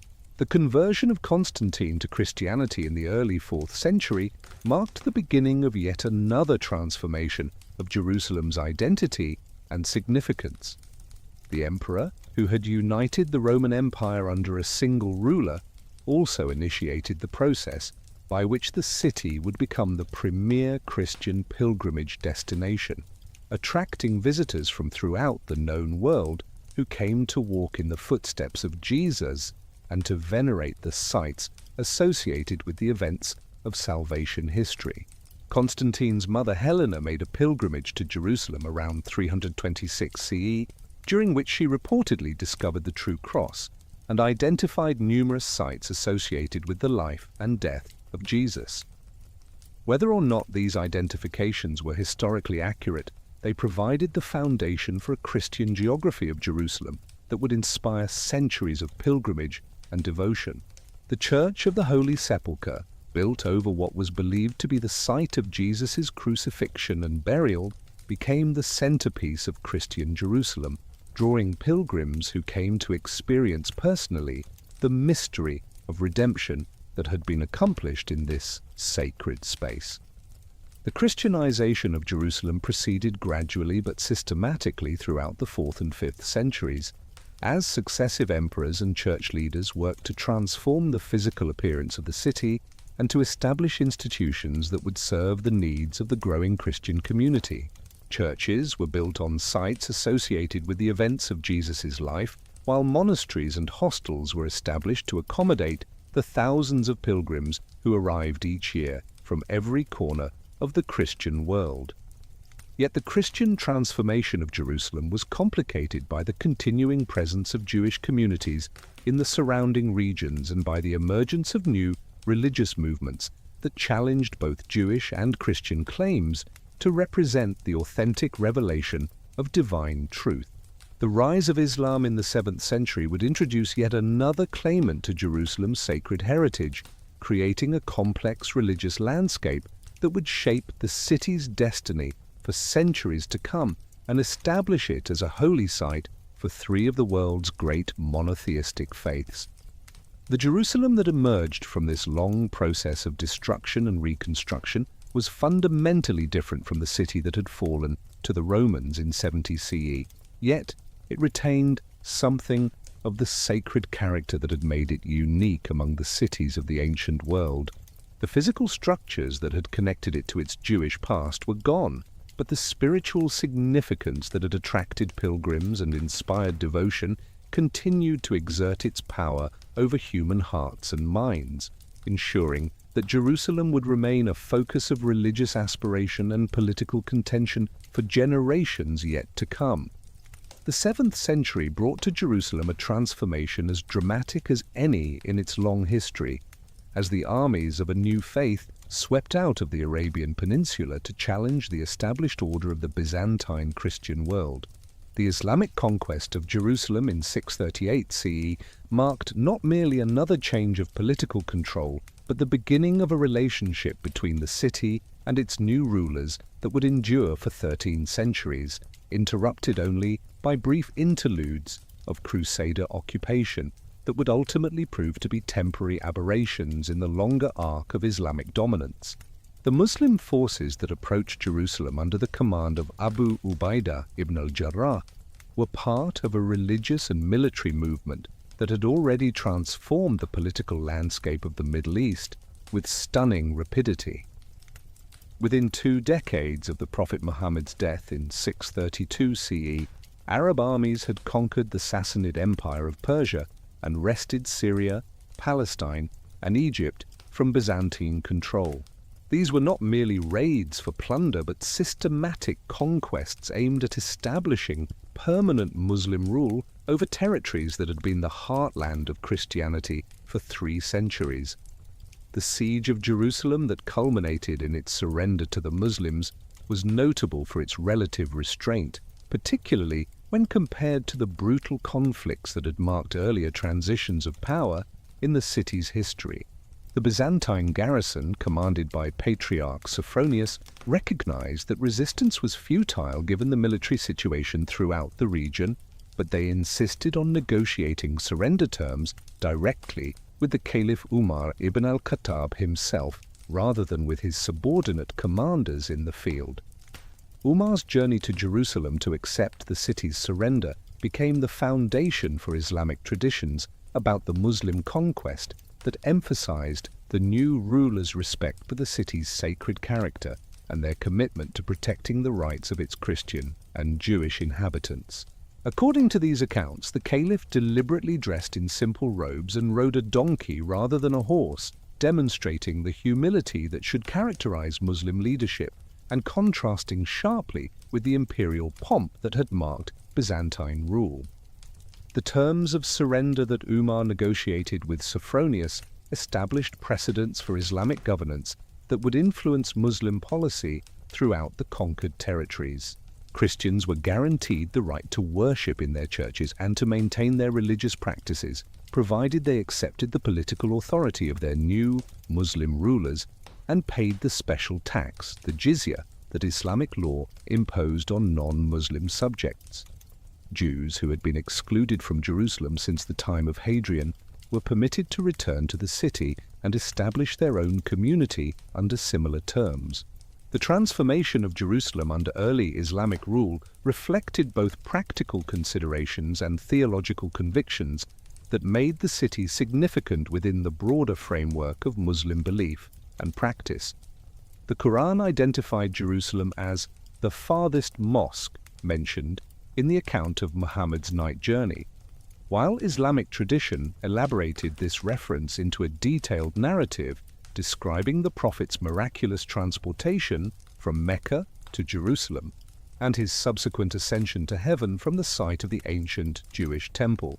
This connection between Jerusalem and the Prophet's spiritual experience provided theological justification for the city's importance within Islam, but it also created practical challenges for Muslim rulers who needed to balance reverence for the site with the realities of governing a diverse population that included substantial Christian and Jewish communities. The solution that emerged during the early decades of Muslim rule involved the transformation of the Temple Mount into a distinctively Islamic sacred space, while generally respecting the rights of other religious communities to maintain their own places of worship elsewhere in the city. The construction of the Dome of the Rock, completed around 691 CE during the reign of the Umayyad Caliph Abd al-Malik, represented the first major Islamic architectural project in Jerusalem and established a visual symbol of Muslim authority that could be seen from throughout the city and surrounding countryside. The octagonal structure, crowned with a golden dome and decorated with intricate mosaics and calligraphy, was built directly over the rock from which Muhammad was believed to have ascended to heaven, creating a physical focal point for Islamic reverence that also asserted Muslim claims to the most sacred site in Jerusalem. The architectural program of the Dome of the Rock was carefully designed to communicate theological messages that addressed both Muslim believers and the Christian and Jewish communities that continued to constitute a majority of Jerusalem's population during the early Islamic period. The extensive Quranic inscriptions that decorated the interior and exterior of the building emphasized themes of monotheism and divine unity that implicitly challenged Christian doctrines of the Trinity while affirming common ground between Islam and Judaism in their strict adherence to monotheistic principles. The construction of the Al-Aqsa Mosque on the southern end of the Temple Mount provided a place for communal prayer that could accommodate the growing Muslim population of Jerusalem, while completing the transformation of the ancient Jewish temple complex into an Islamic sacred precinct. The mosque, rebuilt and expanded several times during the early Islamic centuries, served not only as a place of worship, but as a center for Islamic education and administration that helped to establish Jerusalem as an important city within the expanding Muslim world. The Umayyad period of Islamic rule, which lasted until 750 CE, marked the height of Jerusalem's political importance during the early Islamic centuries. The caliphs of this dynasty, based in nearby Damascus, took a personal interest in the development of Jerusalem and invested heavily in construction projects that enhanced both the city's religious significance and its practical infrastructure. The population grew substantially during this period as Muslims from throughout the expanding Islamic world came to settle in a city that occupied such an important place in their religious imagination. The economic prosperity that Jerusalem enjoyed during the Umayyad period reflected both its religious significance and its strategic location on trade routes that connected Arabia with the Mediterranean world. Pilgrims arriving to visit the Islamic holy sites brought wealth that supported local merchants and craftsmen, while the city's position on the road between Damascus and Cairo made it an important commercial center in its own right. The archaeological evidence from this period reveals a level of material culture that had not been seen in Jerusalem since the Roman period. The fall of the Umayyad dynasty and its replacement by the Abbasids in 750 CE initiated a gradual decline in Jerusalem's political importance that paralleled the eastward shift of Islamic power toward Baghdad and the Tigris-Euphrates river system. The new caliphs, based in Mesopotamia rather than Syria, had less direct interest in Palestinian affairs and were more focused on managing the vast territories that stretched from Central Asia to the Atlantic Ocean. Jerusalem remained an important religious center, but it no longer enjoyed the special attention it had received from rulers whose capital lay only a few days' journey to the north. This political marginalization was accompanied by economic difficulties that reflected broader changes in trade patterns and administrative policies throughout the Islamic world. The development of new commercial routes that bypassed Palestine reduced Jerusalem's importance as a trading center, while the increasing taxation burden imposed by distant administrators limited the resources available for local development projects. The city that had flourished during the 7th and 8th centuries began to experience the decline that would characterize much of the medieval period. The weakening of central authority also created opportunities for local strongmen and regional dynasties to assert their independence from Baghdad, leading to a period of political fragmentation that brought both instability and cultural diversity to Palestine and surrounding regions. The Fatimid dynasty, which conquered Egypt in 969 CE and subsequently extended its control into Palestine, represented a Shia Islamic alternative to the Sunni orthodoxy of the Abbasid caliphs, while various Turkic military groups established their own autonomous territories throughout Syria and Anatolia. Under Fatimid rule, Jerusalem experienced both periods of tolerance and episodes of persecution that reflected the complex religious and political dynamics of a dynasty that claimed to represent the authentic Islamic alternative to what they viewed as the illegitimate usurpation of the Abbasids. The Fatimid Caliph al-Hakim, who ruled from 996 to 1021 CE, initiated a series of policies that severely restricted the rights of Christian and Jewish communities, including the destruction of the Church of the Holy Sepulchre in 1009 CE, an act that shocked the Christian world and contributed to the growing tensions between Islamic and Christian civilizations. Yet, al-Hakim's persecution of religious minorities was followed by a period of reconstruction and reconciliation under his successors, who permitted the rebuilding of destroyed churches and the restoration of Christian and Jewish communities that had been disrupted by the earlier policies. This pattern of alternating tolerance and repression reflected the ongoing struggle within Islamic societies to balance religious conviction with practical considerations of governance, particularly in cities like Jerusalem, where Muslims remained a minority of the population despite their political dominance. The gradual demographic transformation of Jerusalem during the Islamic centuries was a complex process that involved not only the immigration of Muslims from other regions, but also the conversion of local Christians and Jews who found social and economic advantages in adopting the religion of their rulers. Archaeological and documentary evidence suggests that this process proceeded slowly and unevenly, with different neighborhoods and communities responding to Islamic rule in various ways depending on their particular circumstances and cultural traditions. The development of Islamic religious and educational institutions in Jerusalem during this period created new focal points for community life that supplemented rather than replaced the older Christian and Jewish structures that continued to serve their respective populations. Madrasas, or religious schools, were established to provide education in Islamic law and theology, while Sufi lodges offered spaces for the mystical forms of Islamic devotion that were becoming increasingly popular throughout the Muslim world. These institutions attracted scholars and spiritual seekers from distant regions, contributing to Jerusalem's reputation as a center of Islamic learning and piety. The architectural legacy of Islamic rule during these centuries reflected both the religious significance of Jerusalem within Islam and the practical needs of a growing Muslim community. In addition to the major monuments on the Temple Mount, smaller mosques, schools, and other religious buildings were constructed throughout the city, creating a distinctively Islamic urban landscape that coexisted with the older Christian and Jewish quarters. The integration of Islamic architectural elements with local building traditions produced a hybrid style that would influence construction in Jerusalem for centuries to come. The economic and social structures that developed during the Islamic period also reflected the complex interactions between different religious communities and the various ethnic groups that had settled in Jerusalem over the centuries. Muslims, Christians, and Jews often lived in close proximity and engaged in commercial relationships that transcended religious boundaries, while at the same time maintaining distinct community institutions and cultural practices that preserved their separate identities.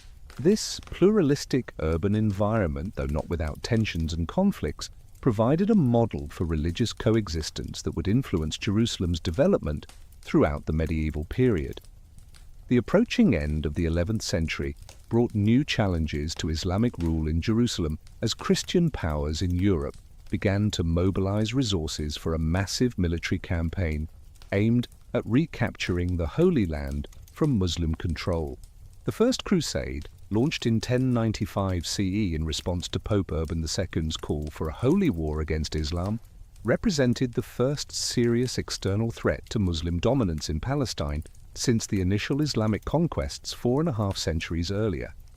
The success of the Crusader armies in capturing Antioch and other Syrian strongholds demonstrated that the political fragmentation of the Islamic world had created vulnerabilities that could be exploited by determined external enemies.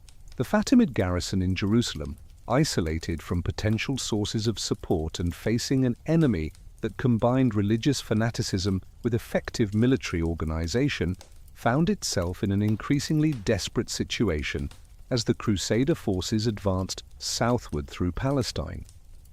The fall of Jerusalem to the Crusaders in July 1099 CE marked the end of the first period of Islamic rule and initiated a new chapter in the city's history that would be characterized by religious war, cultural conflict, and the gradual emergence of new forms of religious and political identity. The massacre that accompanied the Crusader conquest shocked even contemporary observers with its brutality, as Christian soldiers systematically slaughtered Muslim and Jewish inhabitants who had sought refuge in the city's mosques and synagogues. Yet even as Islamic political control of Jerusalem came to a temporary end, the cultural and religious foundations that had been established during 4.5 centuries of Muslim rule would prove to be enduring elements in the city's identity. The Islamic sacred sites that had been constructed on the Temple Mount would survive the Crusader period and remain focal points for Muslim devotion when Islamic rule was eventually restored. The patterns of religious coexistence and cultural interaction that had developed during the early Islamic centuries would also influence the character of Jerusalem throughout the medieval period and beyond, creating precedents for the complex relationships between different faith communities that continue to shape the city's destiny in the modern world. The Crusader conquest of Jerusalem in 1099 CE unleashed a torrent of violence that stained the holy city's stones with blood and created wounds that would fester for generations. The Christian warriors who had marched across Europe and Asia Minor, driven by promises of spiritual redemption and earthly glory, found in their capture of the holy city not the peace they had been promised, but an orgy of destruction that horrified even their contemporaries. The systematic massacre of Muslims and Jews who had sought sanctuary in mosques and synagogues revealed the dark underside of religious enthusiasm, while the looting of Islamic monuments and the conversion of mosques into churches demonstrated the conquerors' determination to erase all traces of the faith they had displaced. The Latin kingdom of Jerusalem that emerged from this conquest represented an unprecedented experiment in colonial administration, as Western European nobles attempted to establish a feudal Christian state in the heart of the Islamic world. The governmental structures they created blended traditions imported from France and Italy with practical adaptations to local conditions, producing a hybrid system that would endure for nearly 2 centuries despite constant military pressure from surrounding Muslim powers. Baldwin of Boulogne, who became the first king of Jerusalem in 1100 CE, following the death of his brother Godfrey of Bouillon, understood that the survival of the Crusader state depended on more than military prowess alone.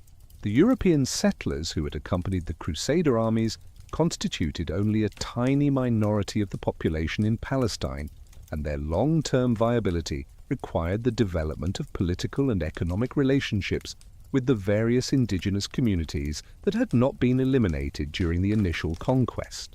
The solution that gradually emerged involved the creation of a complex social hierarchy that placed Latin Christians at the apex of political power, while incorporating Eastern Christians, Muslims, and Jews as subordinate but protected groups within the broader framework of Crusader society.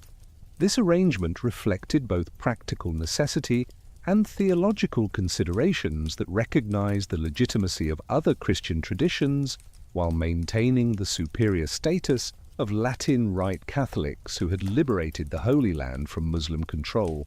The architectural transformation of Jerusalem under Crusader rule proceeded systematically as the new rulers sought to eliminate visible reminders of Islamic governance while creating monuments that would celebrate their own achievements and serve the needs of Latin Christian worship. The Dome of the Rock was converted into a church called the Templum Domini, while the Al-Aqsa Mosque became the headquarters of the Knights Templar, the military religious order that took its name from its location on the site of Solomon's ancient temple. The Church of the Holy Sepulchre underwent extensive reconstruction during the Crusader period, as Latin architects and craftsmen worked to create a structure that would accommodate the thousands of pilgrims who now came from Western Europe to visit the sites associated with Jesus' passion and resurrection. The Romanesque architectural style that they employed differed significantly from the Byzantine traditions that had previously influenced church construction in Jerusalem, creating a distinctively Western European religious landscape in the heart of the Middle East. The economic prosperity that Jerusalem enjoyed during the early decades of Crusader rule reflected both the influx of pilgrims from Europe and the revival of trade connections that had been disrupted during the period of warfare leading up to the conquest. The Italian maritime republics, particularly Venice, Genoa, and Pisa, established commercial networks that linked the Crusader states with European markets, while local production of luxury goods like soap, glass, and textiles provided employment for indigenous craftsmen who adapted their skills to serve new masters and new markets. Yet the apparent stability and prosperity of the Latin kingdom masked fundamental weaknesses that would ultimately prove fatal to Crusader rule in Palestine. The European settlers remained a small minority surrounded by much larger populations that regarded them as foreign occupiers, while the military resources available to defend the Crusader states were constantly stretched thin by the need to garrison numerous fortifications throughout a territory that was under constant threat from Muslim neighbors. The rise of Zengi, the Turkish ruler of Mosul and Aleppo, in the 1130s marked the beginning of a Muslim counter-offensive that would gradually erode Crusader territorial holdings and culminate in the reconquest of Jerusalem itself. Zengi's capture of Edessa in 1144 CE eliminated the northernmost of the Crusader states and demonstrated that the Latin settlements were vulnerable to systematic military pressure from a determined and well-organized enemy. The Second Crusade, launched in response to the fall of Edessa, failed to achieve its objectives and may actually have weakened the Crusader position by diverting resources from defensive preparations to offensive operations that yielded no lasting benefits. The expedition led by King Louis VII of France and Emperor Conrad III of Germany ended in disaster in Asia Minor, while the forces that did reach Palestine accomplished little beyond alienating the Eastern Christian communities whose support was essential for Crusader survival. More serious still was the emergence of Saladin, the Kurdish military leader who succeeded in uniting Egypt and Syria under his authority and thereby creating the strategic nightmare that Crusader strategists had long feared, a coordinated Muslim response that could threaten the Latin states from both north and south simultaneously. Saladin's victories over Crusader armies at the Horns of Hattin in 1187 CE opened the road to Jerusalem and made the fall of the Holy City inevitable unless European reinforcements arrived in time to save it. The siege of Jerusalem that Saladin conducted in September 1187 revealed both the military genius that had made him the most feared Muslim commander of his generation and the chivalrous character that would earn him the respect even of his Christian enemies. Rather than attempting to take the city by storm, with all the bloodshed that such an assault would entail, Saladin offered generous surrender terms that would allow the Christian population to ransom themselves and depart safely for Christian territories. The negotiations between Saladin and Balian of Ibelin, the Crusader nobleman who commanded Jerusalem's defenses, demonstrated the complex mixture of religious conviction and practical calculation that characterized warfare in the Holy Land. Both men understood that the city's capture was inevitable given the military situation, but they also recognized that the manner of its surrender would have implications that extended far beyond the immediate tactical situation. The Muslim reconquest of Jerusalem in October 1187 was marked by a restraint that contrasted sharply with the massacre that had accompanied the Crusader conquest nearly a century earlier. Saladin's decision to honor his promise of safe conduct for the Christian population reflected both his personal character and his understanding that magnanimity toward defeated enemies could serve strategic purposes in the broader struggle for control of the Holy Land. The restoration of Islamic worship in Jerusalem proceeded systematically, as Saladin's administrators worked to reverse the changes that had been implemented during the Crusader period. The Dome of the Rock was cleansed and rededicated as an Islamic shrine, while the Al-Aqsa Mosque was restored to its original function as a place of Muslim prayer. The crosses that had been placed on Islamic monuments were removed, and the Christian imagery that had been added to their decorations was either destroyed or covered with new Islamic ornamentation.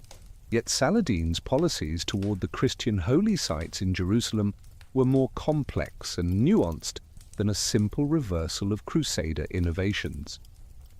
The Church of the Holy Sepulchre was preserved and allowed to remain in Christian hands, though under Islamic oversight, while Christian pilgrims were permitted to visit the city provided they paid appropriate fees and respected Muslim authority.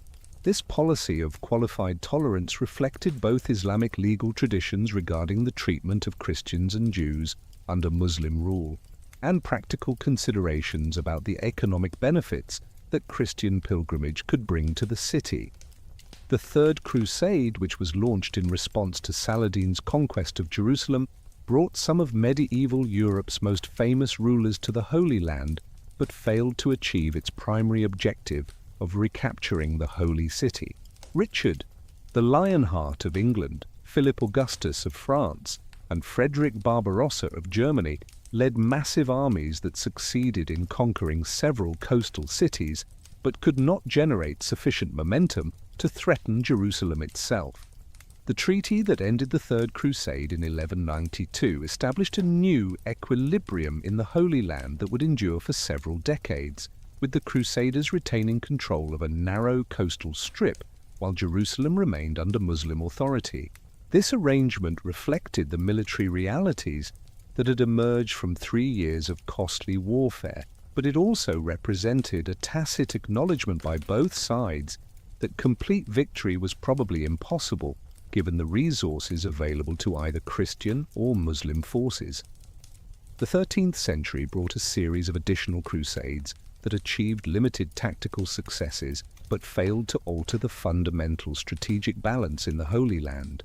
The Fourth Crusade was diverted to Constantinople, where the Crusaders succeeded in capturing and sacking the Byzantine capital, but accomplished nothing in Palestine. The Fifth Crusade achieved temporary success in Egypt, but was ultimately defeated by the Ayyubid successors of Saladin. More significant for Jerusalem's history was the Sixth Crusade, led by the Holy Roman Emperor Frederick II, which achieved through diplomacy what military force had failed to accomplish. The treaty that Frederick negotiated with the Ayyubid Sultan al-Kamil in 1229 returned Jerusalem to Christian control for a period of 10 years, though under conditions that restricted both Christian and Muslim access to their respective holy sites on the Temple Mount. Frederick's peaceful recovery of Jerusalem represented a triumph of pragmatic statecraft over religious enthusiasm, but it also revealed the extent to which the crusading movement had evolved since its origins in the late 11th century. The emperor's willingness to negotiate with Muslim rulers and his respect for Islamic claims to Jerusalem reflected a more sophisticated understanding of Middle Eastern politics, but these very qualities made him suspect in the eyes of religious purists who demanded total victory over the infidel. The brief restoration of Christian rule in Jerusalem ended in 1244, when Khwarezmian mercenaries in the service of the Ayyubids recaptured the city and inflicted a devastating defeat on a combined Crusader-Ayyubid army at the Battle of La Fourby. This disaster effectively ended Crusader hopes of permanently recovering Jerusalem, though it would take another half-century of gradual retreat before the last Crusader strongholds in Palestine were finally eliminated. The rise of the Mamluk Sultanate in Egypt and Syria during the 1250s introduced a new and more formidable enemy to the remaining Crusader states. Unlike the Ayyubids, who had often been willing to negotiate truces and territorial agreements with the Crusaders, the Mamluks were committed to the complete elimination of Christian political presence in the Holy Land. The systematic campaigns that they launched against Crusader strongholds demonstrated both superior military organization and a strategic vision that viewed the Latin states as an intolerable threat to Islamic security. The fall of Acre in 1291 marked the end of the Crusader presence in Palestine and initiated a new period of Islamic rule that would be characterized by policies designed to prevent any future Christian attempts to establish political control in the Holy Land. The Mamluks systematically destroyed the fortifications and harbor facilities that might be useful to a future crusading expedition, while implementing administrative policies that discouraged European commercial and political penetration of the region. Under Mamluk rule, Jerusalem experienced a gradual economic and demographic decline that reflected both the elimination of European pilgrimage and trade and the broader changes in commercial patterns that were redirecting international commerce toward new routes and markets. And the city that had flourished during both the early Islamic period and the Crusader era found itself increasingly marginalized as political power shifted toward Cairo and Damascus, while the destruction of coastal infrastructure limited its connections with the wider Mediterranean world. Yet the Mamluk period also witnessed significant architectural and cultural developments that would leave a lasting impact on Jerusalem's character and appearance. The construction of numerous madrasas, mosques, and other religious buildings reflected both the religious piety of Mamluk rulers and their determination to establish Jerusalem as a center of Islamic learning and devotion. The architectural style that emerged during this period blended Mamluk traditions imported from Egypt with local Palestinian building techniques, creating a distinctive regional variant that would influence construction in Jerusalem for centuries to come. The religious institutions that were established or expanded during the Mamluk period also played a crucial role in maintaining Jerusalem's significance within the broader Islamic world, despite its political marginalization. The madrasas that were founded to provide education in Islamic law and theology attracted students from throughout the Muslim world, while the Sufi lodges that offered spiritual guidance and mystical instruction drew seekers who viewed Jerusalem as a particularly holy place for religious contemplation and devotion.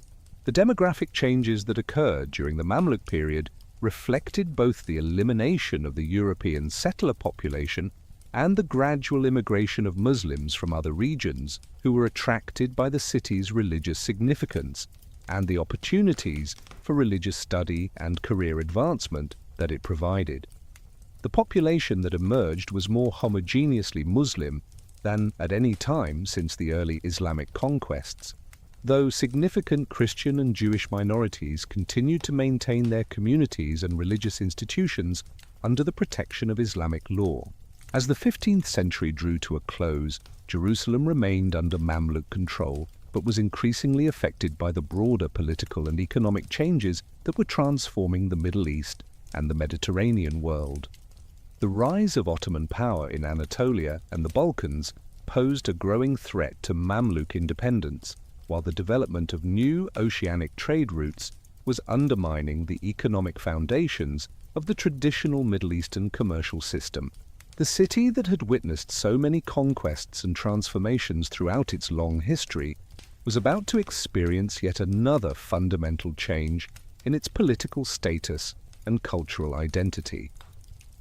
The Ottoman conquest of Jerusalem in 1517 marked the beginning of a new era that would endure for 4 centuries, transforming the holy city from a provincial Mamluk stronghold into an administrative center within one of history's most enduring and successful empires. Sultan Selim Basfars, known as the Grim for his relentless military campaigns, incorporated Palestine into the Ottoman Empire as part of his systematic destruction of Mamluk power throughout Syria and Egypt. This conquest was achieved with remarkable speed and efficiency, as Ottoman armies employing superior artillery and military organization overwhelmed Mamluk forces that had dominated the region for over 2 centuries. The administrative restructuring that followed the Ottoman conquest reflected the empire's sophisticated approach to governing diverse populations across vast territories spanning 3 continents. Jerusalem was incorporated into the Damascus Eyalet, one of the major provincial divisions of the Ottoman Empire, and was governed according to principles that balanced central control with local autonomy.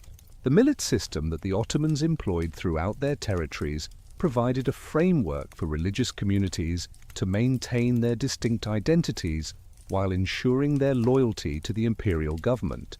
Under Ottoman rule, Jerusalem experienced a gradual revival that contrasted sharply with the decline it had suffered during the final centuries of Mamluk administration. The Ottomans understood that the city's religious significance made it a valuable asset that could enhance the empire's prestige throughout the Islamic world, while its strategic location on the routes connecting Damascus with Egypt and the Hejaz gave it continued commercial and administrative importance.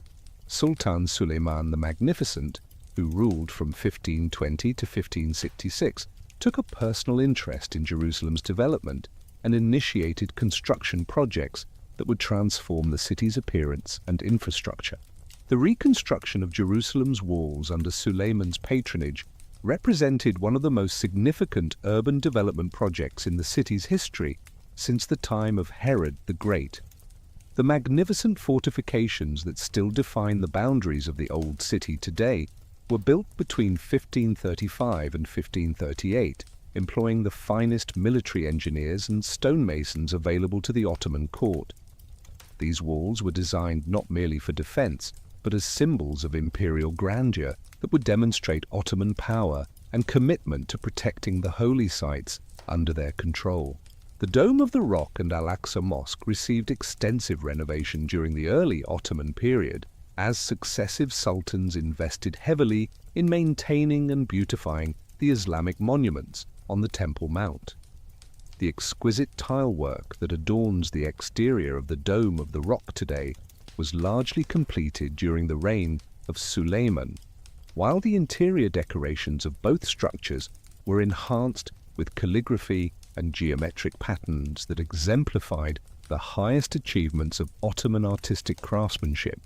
The economic prosperity that Jerusalem enjoyed during the 16th and early 17th centuries reflected both imperial investment and the revival of pilgrimage and trade that Ottoman security and administrative efficiency made possible.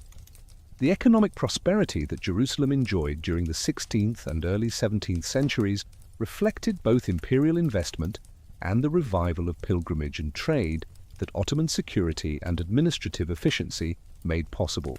The empire's control of overland routes between Europe and Asia brought commercial opportunities that had been disrupted during the chaotic final decades of Mamluk rule, while the relative religious tolerance that characterized Ottoman policy encouraged Christian and Jewish pilgrims to visit their holy sites in greater numbers than had been possible for generations. The population of Jerusalem grew substantially during the early Ottoman period, as the city attracted settlers from throughout the empire who were drawn by economic opportunities and religious significance. Muslims from various ethnic backgrounds, including Turks, Arabs, Kurds, and Circassians, established communities within the expanding city, while Sephardic Jews fleeing persecution in Spain and Portugal found refuge under Ottoman protection. The diversity of this population created a cosmopolitan urban environment that reflected the multinational character of the Ottoman Empire itself. The revival of Jewish settlement in Jerusalem during the Ottoman period was particularly significant given the centuries of restriction and persecution that had preceded it.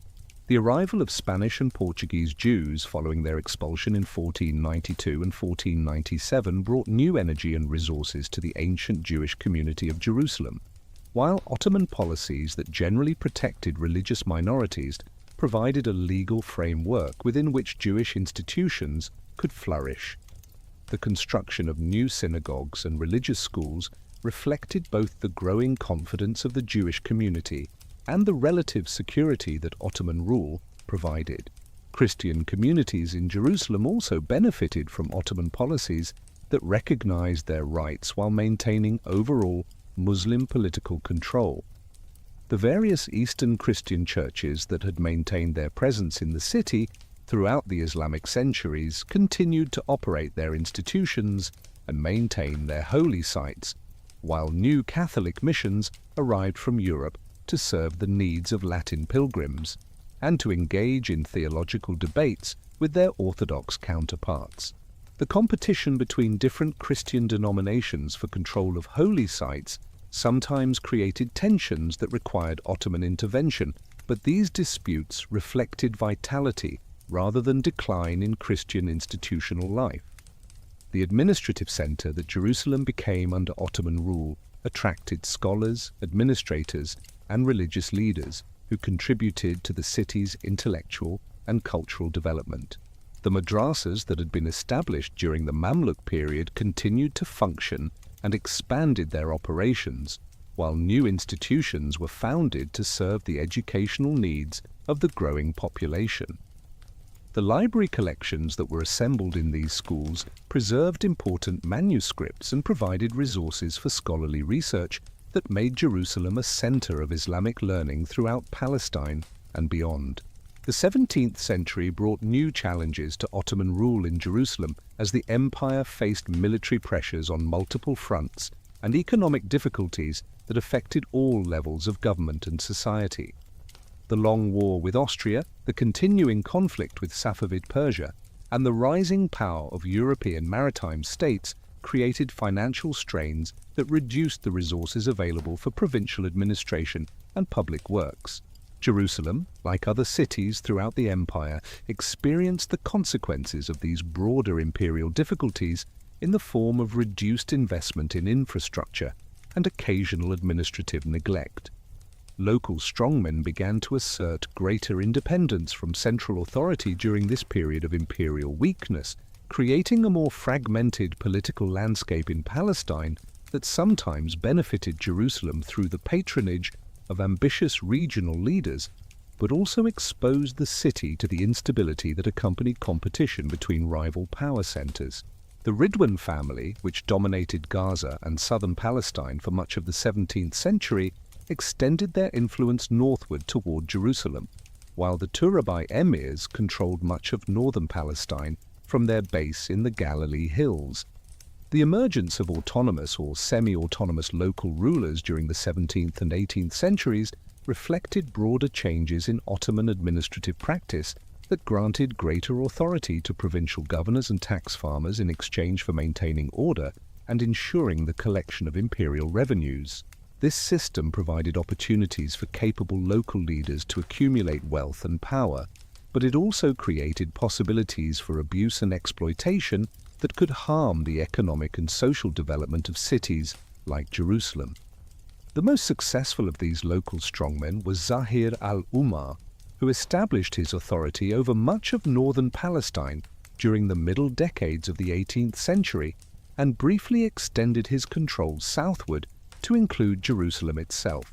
Zahir's policies generally promoted trade and agricultural development, and his rule brought a period of relative prosperity to the regions under his authority, though his eventual conflict with the Ottoman central government created instability that offset many of the benefits his administration had provided. The brief French invasion of Egypt and Palestine under Napoleon Bonaparte in 1798-1799 introduced European military power directly into the Middle East for the first time since the Crusades, and demonstrated the extent to which the balance of power between the Ottoman Empire and European states had shifted during the preceding centuries. Although Napoleon's forces never actually reached Jerusalem, the approach of French armies created panic in the city and revealed the vulnerability of Ottoman defenses to modern European military technology and organization. The French occupation of nearby Jaffa and the siege of Acre exposed the weaknesses in Ottoman provincial administration, while also demonstrating the continuing importance of local knowledge and popular resistance in determining military outcomes. The failure of Napoleon's Palestinian campaign preserved Ottoman control over Jerusalem, but it also initiated a period of European interest in the Middle East that would have profound consequences for the region's future development. The Egyptian occupation of Palestine under Muhammad Ali Pasha and his son Ibrahim Pasha between 1831 and 1840 brought Jerusalem under the control of rulers who combined Ottoman administrative traditions with modernizing reforms inspired by European models. The Egyptians invested heavily in infrastructure development, improved the road system connecting Jerusalem with other major cities, and implemented legal and administrative reforms that reduced some of the corruption and inefficiency that had characterized late Ottoman provincial government. Egyptian rule also brought greater security and more consistent law enforcement to Jerusalem, encouraging economic development and population growth that benefited all the city's religious communities. The relatively liberal policies that the Egyptians pursued toward European residents and visitors facilitated increased contact between Jerusalem and the outside world, while their tolerance for missionary activity and archaeological research created new opportunities for Western engagement with the Holy City. The restoration of Ottoman authority in 1840 was accomplished with European assistance, particularly from Britain, which had concluded that Egyptian expansion threatened the balance of power in the eastern Mediterranean. The international crisis that preceded the Egyptian withdrawal from Palestine demonstrated the extent to which European powers now viewed Middle Eastern affairs as matters of direct concern to their own national interests, foreshadowing the more intensive European involvement that would characterize the late 19th and early 20th centuries.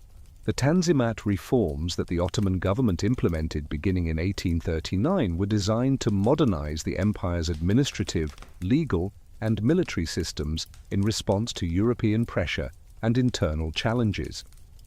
These reforms had significant impact on Jerusalem, where new laws guaranteed equality before the law for all Ottoman subjects regardless of religion, while administrative reorganization created new opportunities for local participation in government and more efficient delivery of public services. The construction of new roads and telegraph lines during the mid-19th century reduced Jerusalem's traditional isolation and facilitated more intensive economic and cultural exchange with other parts of the Ottoman Empire and the wider world. The road connecting Jerusalem with Jaffa, completed in 1868, dramatically reduced travel time between the Holy City and the Mediterranean coast, while the telegraph connection established in 1865 enabled rapid communication with Constantinople and other major centers. These improvements in transportation and communication coincided with a dramatic increase in European interest in Jerusalem that reflected both religious motivations and the growing scholarly fascination with biblical archaeology and Oriental studies. European consulates were established in the city to protect the interests of their citizens and to compete for influence with the Ottoman authorities, while Christian missionary societies founded schools and hospitals that served local populations while also advancing their religious and cultural agendas.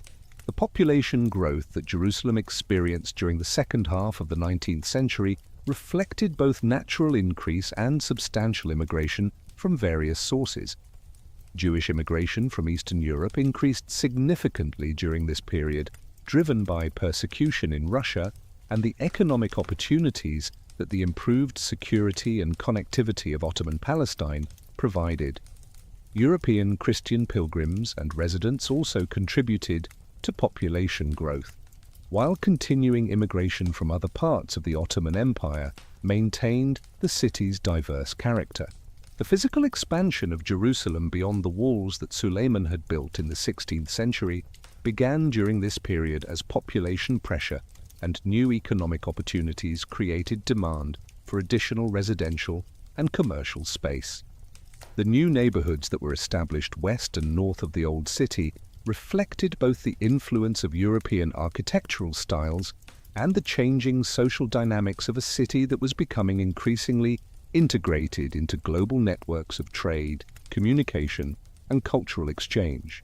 As the 19th century drew to a close, Jerusalem remained officially under Ottoman control, but the city had been transformed by 4 centuries of Ottoman rule, and especially by the dramatic changes of the final decades. The ancient walls still enclosed the old city with its religious shrines and traditional markets, but the expanding new neighborhoods and the presence of European institutions represented new forces that would shape the city's destiny in the turbulent century that lay ahead.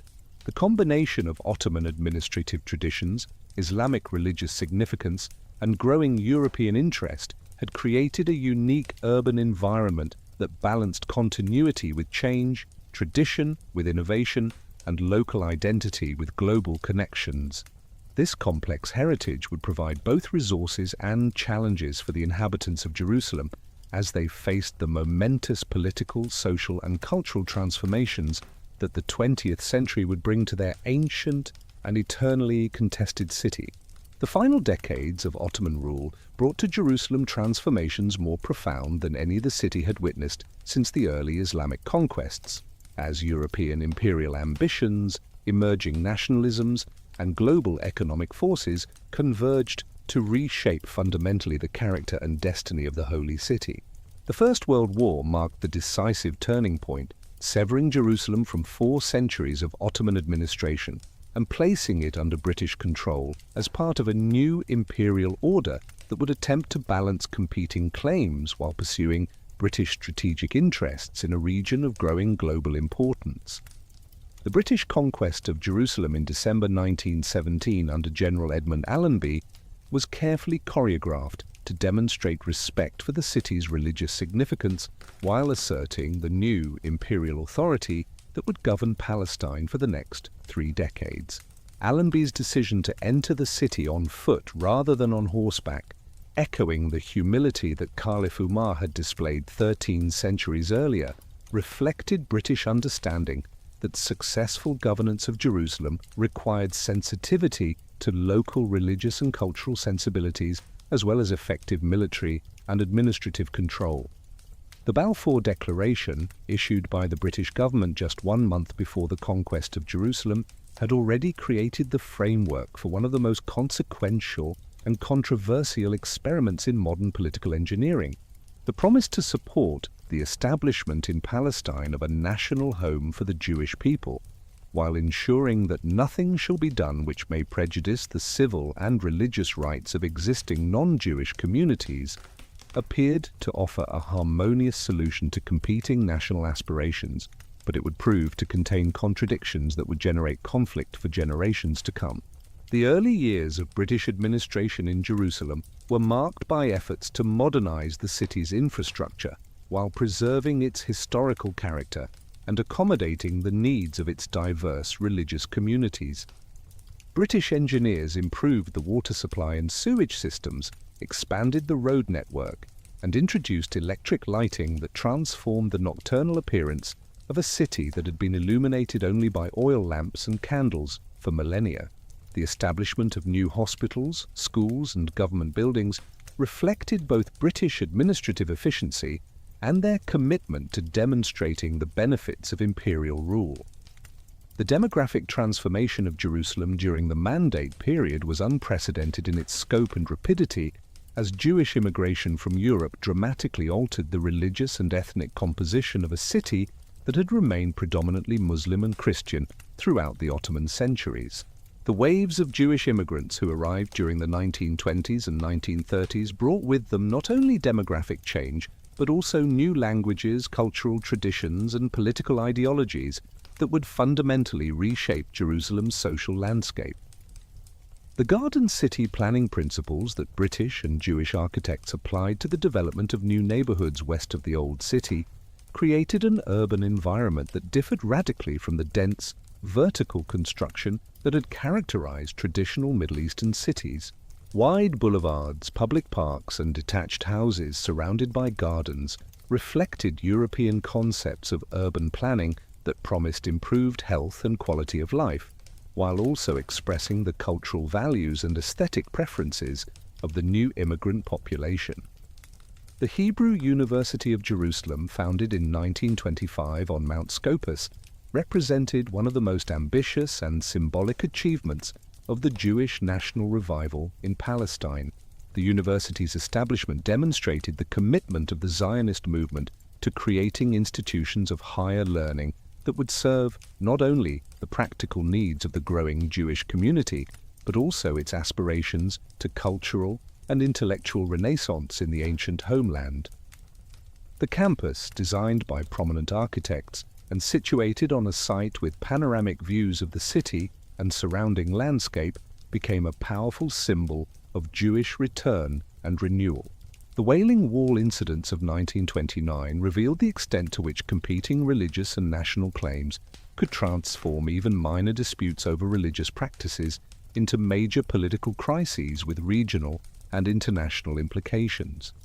The violence that erupted over Jewish attempts to bring chairs and screens to the Western Wall for prayer services reflected deeper tensions about sovereignty, identity, and the future character of Jerusalem that could not be resolved through administrative regulations or police intervention alone. The Arab Revolt of 1936-1939 brought sustained violent resistance to British rule and Jewish immigration that demonstrated the determination of the Palestinian Arab population to prevent what they viewed as the colonization of their homeland by European Jewish settlers supported by British imperial power. The three-year insurgency, though ultimately unsuccessful in achieving its political objectives, revealed the depth of Arab opposition to Zionist aspirations and the extent of organizational capacity within Palestinian society. The British response to the Arab Revolt included military measures that transformed Jerusalem into a heavily fortified city divided by barbed wire, checkpoints, and security zones that prefigured the spatial divisions that would characterize the city's later history. The collective punishments, home demolitions, and mass arrests that British forces employed to suppress the rebellion established precedents for counter-insurgency tactics that would be adopted by subsequent rulers of the city when faced with popular resistance. The Peel Commission report of 1937 proposed the partition of Palestine into separate Jewish and Arab states, with Jerusalem and Bethlehem remaining under permanent British mandate as an international zone serving the needs of the three monotheistic faiths. This proposal, though rejected by both Arab and Jewish leadership, established the principle of territorial division as a potential solution to competing national claims, and introduced concepts of internationalization that would influence subsequent diplomatic efforts to resolve the conflict. The Second World War brought new pressures and opportunities that would ultimately determine the fate of British rule in Palestine and the future of Jerusalem. The Holocaust in Europe created both moral imperatives for Jewish statehood and practical pressures from survivors seeking refuge in Palestine, while the weakening of British imperial power and the emergence of the United States and Soviet Union as global superpowers shifted the international context within which the Palestinian question would be resolved. The post-war intensification of Jewish armed resistance to British rule transformed Jerusalem into a battleground where underground organizations like the Irgun and Lehi conducted bombing campaigns and assassinations designed to make continued British administration politically and financially untenable. The bombing of the King David Hotel in July 1946, which housed British administrative offices and killed 91 people, demonstrated the vulnerability of colonial authority to determine terrorist tactics and the extent to which Jewish opinion had turned against British rule.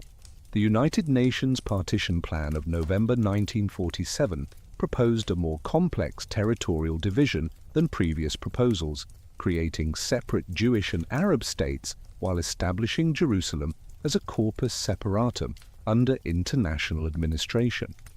The plan's demographic and geographic logic reflected the realities of Jewish settlement patterns that had developed during 3 decades of British rule, but its implementation would depend on cooperation between communities that had become increasingly polarized and antagonistic. The empire's control of overland routes between Europe and Asia brought commercial opportunities that had been disrupted during the chaotic final decades of Mamluk rule, while the relative religious tolerance that characterized Ottoman policy encouraged Christian and Jewish pilgrims to visit their holy sites in greater numbers than had been possible for generations. The population of Jerusalem grew substantially during the early Ottoman period, as the city attracted settlers from throughout the empire who were drawn by economic opportunities and religious significance. Muslims from various ethnic backgrounds, including Turks, Arabs, Kurds, and Circassians, established communities within the expanding city, while Sephardic Jews fleeing persecution in Spain and Portugal found refuge under Ottoman protection. The early years of British administration in Jerusalem were marked by efforts to modernize the city's infrastructure while preserving its historical character and accommodating the needs of its diverse religious communities. British engineers improved the water supply and sewage systems, expanded the road network, and introduced electric lighting that transformed the nocturnal appearance of a city that had been illuminated only by oil lamps and candles for millennia. The establishment of new hospitals, schools, and government buildings reflected both British administrative efficiency and their commitment to demonstrating the benefits of imperial rule. The demographic transformation of Jerusalem during the Mandate period was unprecedented in its scope and rapidity, as Jewish immigration from Europe dramatically altered the religious and ethnic composition of a city that had remained predominantly Muslim and Christian throughout the Ottoman centuries. The waves of Jewish immigrants who arrived during the 1920s and 1930s brought with them not only demographic change, but also new languages, cultural traditions, and political ideologies that would fundamentally reshape Jerusalem's social landscape. The garden city planning principles that British and Jewish architects applied to the development of new neighborhoods west of the Old City created an urban environment that differed radically from the dense, vertical construction that had characterized traditional Middle Eastern cities. Wide boulevards, public parks, and detached houses surrounded by gardens reflected European concepts of urban planning that promised improved health and quality of life, while also expressing the cultural values and aesthetic preferences of the new immigrant population. The Hebrew University of Jerusalem, founded in 1925 on Mount Scopus, represented one of the most ambitious and symbolic achievements of the Jewish national revival in Palestine. The university's establishment demonstrated the commitment of the Zionist movement to creating institutions of higher learning that would serve not only the practical needs of the growing Jewish community, but also its aspirations to cultural and intellectual renaissance in the ancient homeland. The campus, designed by prominent architects and situated on a site with panoramic views of the city and surrounding landscape, became a powerful symbol of Jewish return and renewal. The Wailing Wall incidents of 1929 revealed the extent to which competing religious and national claims could transform even minor disputes over religious practices into major political crises with regional and international implications. The violence that erupted over Jewish attempts to bring chairs and screens to the Western Wall for prayer services reflected deeper tensions about sovereignty, identity, and the future character of Jerusalem that could not be resolved through administrative regulations or police intervention alone. The Arab Revolt of 1936-1939 brought sustained violent resistance to British rule and Jewish immigration that demonstrated the determination of the Palestinian Arab population to prevent what they viewed as the colonization of their homeland by European Jewish settlers supported by British imperial power. The three-year insurgency, though ultimately unsuccessful in achieving its political objectives, revealed the depth of Arab opposition to Zionist aspirations and the extent of organizational capacity within Palestinian society. The British response to the Arab Revolt included military measures that transformed Jerusalem into a heavily fortified city divided by barbed wire, checkpoints, and security zones that prefigured the spatial divisions that would characterize the city's later history. The collective punishments, home demolitions, and mass arrests that British forces employed to suppress the rebellion established precedents for counterinsurgency tactics that would be adopted by subsequent rulers of the city when faced with popular resistance. The Peel Commission report of 1937 proposed the partition of Palestine into separate Jewish and Arab states, with Jerusalem and Bethlehem remaining under permanent British mandate as an international zone serving the needs of the three monotheistic faiths.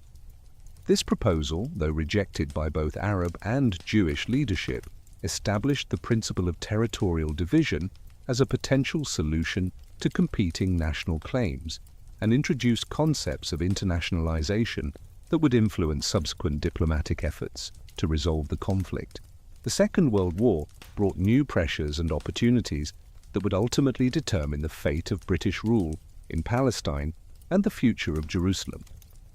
The Holocaust in Europe created both moral imperatives for Jewish statehood and practical pressures from survivors seeking refuge in Palestine, while the weakening of British imperial power and the emergence of the United States and Soviet Union as global superpowers shifted the international context within which the Palestinian question would be resolved. The post-war intensification of Jewish armed resistance to British rule transformed Jerusalem into a battleground where underground organizations like the Irgun and Lehi conducted bombing campaigns and assassinations designed to make continued British administration politically and financially untenable. The bombing of the King David Hotel in July 1946, which housed British administrative offices and killed 91 people, demonstrated the vulnerability of colonial authority to determine terrorist tactics and the extent to which Jewish opinion had turned against British rule. The United Nations Partition Plan of November 1947 proposed a more complex territorial division than previous proposals, creating separate Jewish and Arab states while establishing Jerusalem as a corpus separatum under international administration. The plan's demographic and geographic logic reflected the realities of Jewish settlement patterns that had developed during 3 decades of British rule, but its implementation would depend on cooperation between communities that had become increasingly polarized and antagonistic. This complex heritage would provide both resources and challenges for the inhabitants of Jerusalem as they faced the momentous political, social, and cultural transformations that the 20th century would bring to their ancient and eternally contested city. The final decades of Ottoman rule brought to Jerusalem transformations more profound than any the city had witnessed since the early Islamic conquests. As European imperial ambitions, emerging nationalisms, and global economic forces converged to reshape fundamentally the character and destiny of the Holy City. The First World War marked the decisive turning point, severing Jerusalem from 4 centuries of Ottoman administration and placing it under British control as part of a new imperial order that would attempt to balance competing claims while pursuing British strategic interests in a region of growing global importance.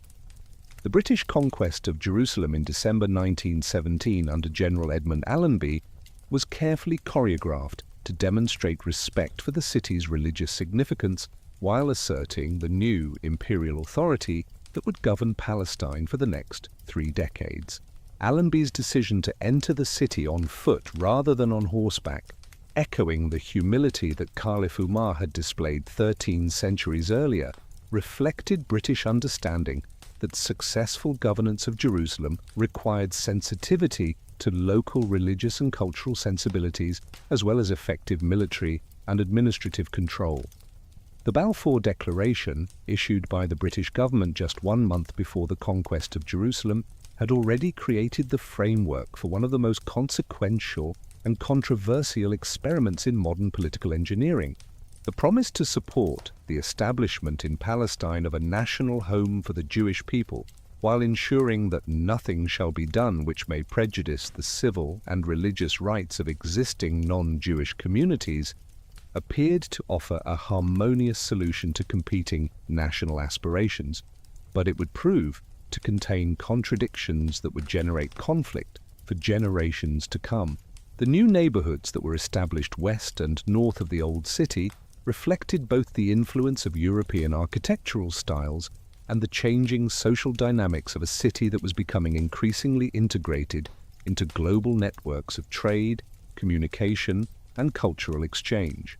As the 19th century drew to a close, Jerusalem remained officially under Ottoman control, but the city had been transformed by 4 centuries of Ottoman rule, and especially by the dramatic changes of the final decades. The ancient walls still enclosed the old city with its religious shrines and traditional markets, but the expanding new neighborhoods and the presence of European institutions represented new forces that would shape the city's destiny in the turbulent century that lay ahead. The combination of Ottoman administrative traditions, Islamic religious significance, and growing European interest had created a unique urban environment that balanced continuity with change, tradition with innovation, and local identity with global connections. The Egyptians invested heavily in infrastructure development, improved the road system connecting Jerusalem with other major cities, and implemented legal and administrative reforms that reduced some of the corruption and inefficiency that had characterized late Ottoman provincial government.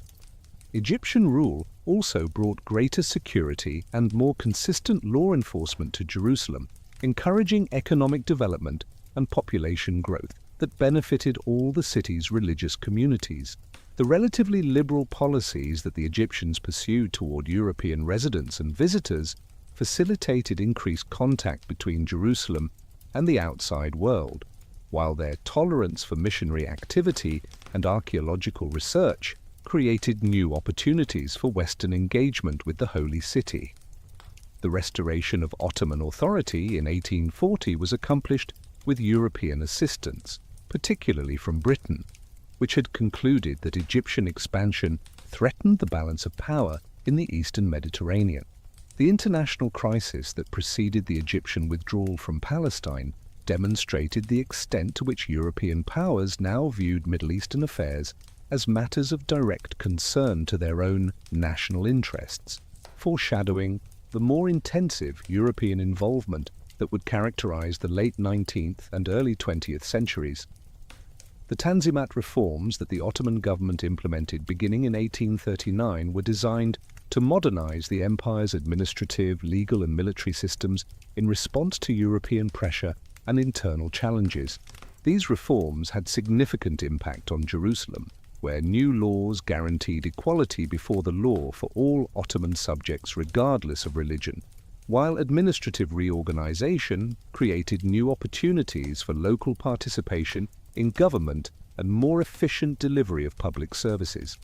The construction of new roads and telegraph lines during the mid-19th century reduced Jerusalem's traditional isolation and facilitated more intensive economic and cultural exchange with other parts of the Ottoman Empire and the wider world. The road connecting Jerusalem with Jaffa, completed in 1868, dramatically reduced travel time between the Holy City and the Mediterranean coast, while the telegraph connection established in 1865 enabled rapid communication with Constantinople and other major centers. These improvements in transportation and communication coincided with a dramatic increase in European interest in Jerusalem that reflected both religious motivations and the growing scholarly fascination with biblical archaeology and Oriental studies. European consulates were established in the city to protect the interests of their citizens and to compete for influence with the Ottoman authorities, while Christian missionary societies founded schools and hospitals that served local populations while also advancing their religious and cultural agendas. The population growth that Jerusalem experienced during the second half of the 19th century reflected both natural increase and substantial immigration from various sources. Jewish immigration from Eastern Europe increased significantly during this period, driven by persecution in Russia and the economic opportunities that the improved security and connectivity of Ottoman Palestine provided. European Christian pilgrims and residents also contributed to population growth, while continuing immigration from other parts of the Ottoman Empire maintained the city's diverse character.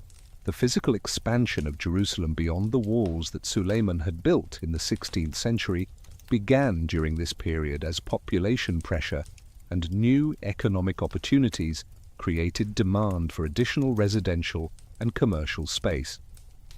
Although Napoleon's forces never actually reached Jerusalem, the approach of French armies created panic in the city and revealed the vulnerability of Ottoman defenses to modern European military technology and organization. The French occupation of nearby Jaffa and the siege of Acre exposed the weaknesses in Ottoman provincial administration, while also demonstrating the continuing importance of local knowledge and popular resistance in determining military outcomes. The failure of Napoleon's Palestinian campaign preserved Ottoman control over Jerusalem, but it also initiated a period of European interest in the Middle East that would have profound consequences for the region's future development.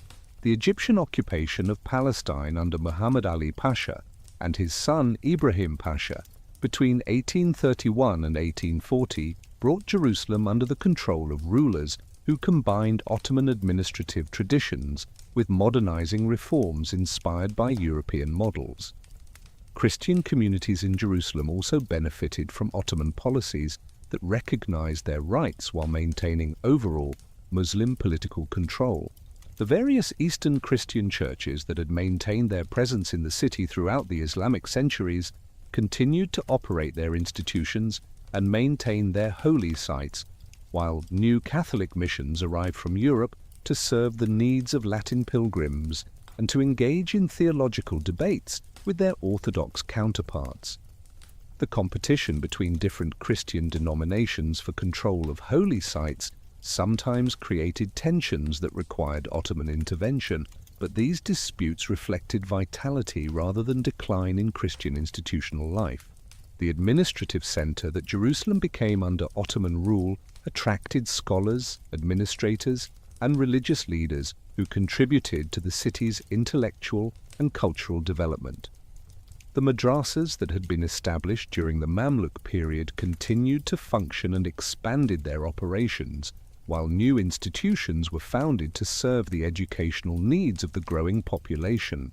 The library collections that were assembled in these schools preserved important manuscripts and provided resources for scholarly research that made Jerusalem a center of Islamic learning throughout Palestine and beyond. The 17th century brought new challenges to Ottoman rule in Jerusalem as the empire faced military pressures on multiple fronts and economic difficulties that affected all levels of government and society. The long war with Austria, the continuing conflict with Safavid Persia, and the rising power of European maritime states created financial strains that reduced the resources available for provincial administration and public works. Jerusalem, like other cities throughout the empire, experienced the consequences of these broader imperial difficulties in the form of reduced investment in infrastructure and occasional administrative neglect. Local strongmen began to assert greater independence from central authority during this period of imperial weakness, creating a more fragmented political landscape in Palestine that sometimes benefited Jerusalem through the patronage of ambitious regional leaders, but also exposed the city to the instability that accompanied competition between rival power centers. The Ridwan family, which dominated Gaza and southern Palestine for much of the 17th century, extended their influence northward toward Jerusalem, while the Turabi emirs controlled much of northern Palestine from their base in the Galilee Hills. The emergence of autonomous or semi-autonomous local rulers during the 17th and 18th centuries reflected broader changes in Ottoman administrative practice that granted greater authority to provincial governors and tax farmers in exchange for maintaining order and ensuring the collection of imperial revenues. This system provided opportunities for capable local leaders to accumulate wealth and power, but it also created possibilities for abuse and exploitation that could harm the economic and social development of cities like Jerusalem. The most successful of these local strongmen was Zahir al-Umar, who established his authority over much of northern Palestine during the middle decades of the 18th century and briefly extended his control southward to include Jerusalem itself. Zahir's policies generally promoted trade and agricultural development, and his rule brought a period of relative prosperity to the regions under his authority, though his eventual conflict with the Ottoman central government created instability that offset many of the benefits his administration had provided. The brief French invasion of Egypt and Palestine under Napoleon Bonaparte in 1798-1799 introduced European military power directly into the Middle East for the first time since the Crusades, and demonstrated the extent to which the balance of power between the Ottoman Empire and European states had shifted during the preceding centuries. The diversity of this population created a cosmopolitan urban environment that reflected the multinational character of the Ottoman Empire itself. The revival of Jewish settlement in Jerusalem during the Ottoman period was particularly significant given the centuries of restriction and persecution that had preceded it. The arrival of Spanish and Portuguese Jews following their expulsion in 1492 and 1497 brought new energy and resources to the ancient Jewish community of Jerusalem, while Ottoman policies that generally protected religious minorities provided a legal framework within which Jewish institutions could flourish. The construction of new synagogues and religious schools reflected both the growing confidence of the Jewish community and the relative security that Ottoman rule provided. The Arab rejection of the UN partition plan and the outbreak of communal violence in late 1947 initiated a conflict that would determine Jerusalem's fate through military rather than diplomatic means. The siege of Jewish neighborhoods in western Jerusalem by Arab forces during the early months of 1948 created conditions of extreme hardship that galvanized Jewish resistance, while also demonstrating the strategic importance of controlling the roads leading to the city from the coastal plain and Jordan Valley. The 1948 Arab-Israeli War resulted in the division of Jerusalem between Israeli and Jordanian control, creating a physical partition that would endure for 19 years and establish patterns of separation that continue to influence the city's development today. The Green Line that separated Israeli West Jerusalem from Jordanian East Jerusalem became one of the most heavily fortified borders in the world, with concrete walls, barbed wire, and minefields preventing contact between populations that had previously lived in close proximity.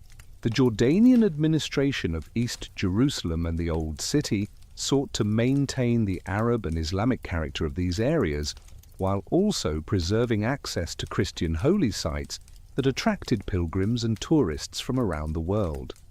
The Hashemite kingdom's legitimacy within the Arab world depended partly on its role as guardian of Islamic holy places in Jerusalem, particularly the Al-Aqsa Mosque and Dome of the Rock, which became symbols of Arab resistance to Israeli expansion and Jewish claims to sovereignty over the Temple Mount. Israeli development of West Jerusalem during the 1950s and 1960s transformed what had been the newer, primarily Jewish sections of the Mandate-era city into the capital of the new Jewish state.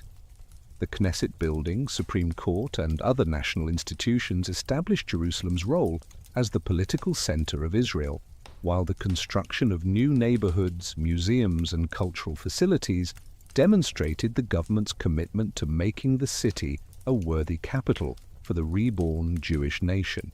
The Six-Day War of June 1967 reunified Jerusalem under Israeli control for the first time since the Roman period, as Israeli forces captured the Old City and eastern neighborhoods that had been under Jordanian administration since 1948. The emotional impact of Jewish soldiers praying at the Western Wall after 19 years of forced separation provided some of the most powerful images of Israeli victory, while also establishing expectations about continued Jewish access to Judaism's holiest site that would influence all subsequent diplomatic negotiations. The Israeli annexation of East Jerusalem immediately following the 1967 war extended Israeli law and administration to areas that had been under Jordanian control, effectively incorporating these territories into the expanded municipal boundaries of a reunified city. This unilateral action, though never recognized by the international community, established facts on the ground that would shape subsequent development patterns and complicate future efforts to resolve competing claims to sovereignty over the city. The construction of Israeli settlements in East Jerusalem during the decades following 1967 represented a systematic effort to establish an irreversible Jewish demographic and geographic presence in areas that Palestinians viewed as the natural capital of their future state. Neighborhoods like French Hill, Gilo, and Pisgat Ze'ev were built on land expropriated from Palestinian owners and designed to create strategic barriers to any future repartition of the city, while also providing housing for the growing Israeli population. The Palestinian response to Israeli annexation and settlement construction included both political resistance through diplomatic channels and violent resistance through organizations like the Palestine Liberation Organization and its various constituent factions. The First Intifada, which began in 1987, brought sustained popular uprising to Jerusalem's Palestinian neighborhoods and demonstrated the extent of opposition to Israeli rule among the city's Arab population. The Oslo Accords of the 1990s created hopes for a negotiated resolution of competing claims to Jerusalem, through a process that would address both Israeli security concerns and Palestinian national aspirations. The establishment of the Palestinian Authority in parts of the West Bank and Gaza Strip provided a framework for eventual Palestinian statehood, but the question of Jerusalem's final status was deliberately deferred to future negotiations that would prove incapable of bridging fundamental differences between the parties. The Second Intifada, which erupted in 2000 following the breakdown of peace negotiations, brought unprecedented levels of violence to Jerusalem as suicide bombers targeted civilian areas while Israeli security forces implemented increasingly stringent measures to prevent attacks. The construction of the security barrier that separated Israeli and Palestinian areas represented a physical manifestation of the conflict's intractability and the extent to which hope for coexistence had been replaced by imperatives of separation and control. Contemporary Jerusalem remains one of the world's most contested cities, with competing narratives of historical legitimacy, religious significance, and political sovereignty, creating seemingly irreconcilable claims that resist conventional diplomatic solutions. The city that was once the capital of David's kingdom, the site of Solomon's temple, and the scene of Jesus' crucifixion and resurrection continues to evoke powerful emotions and inspire passionate commitments that transcend rational calculation of costs and benefits.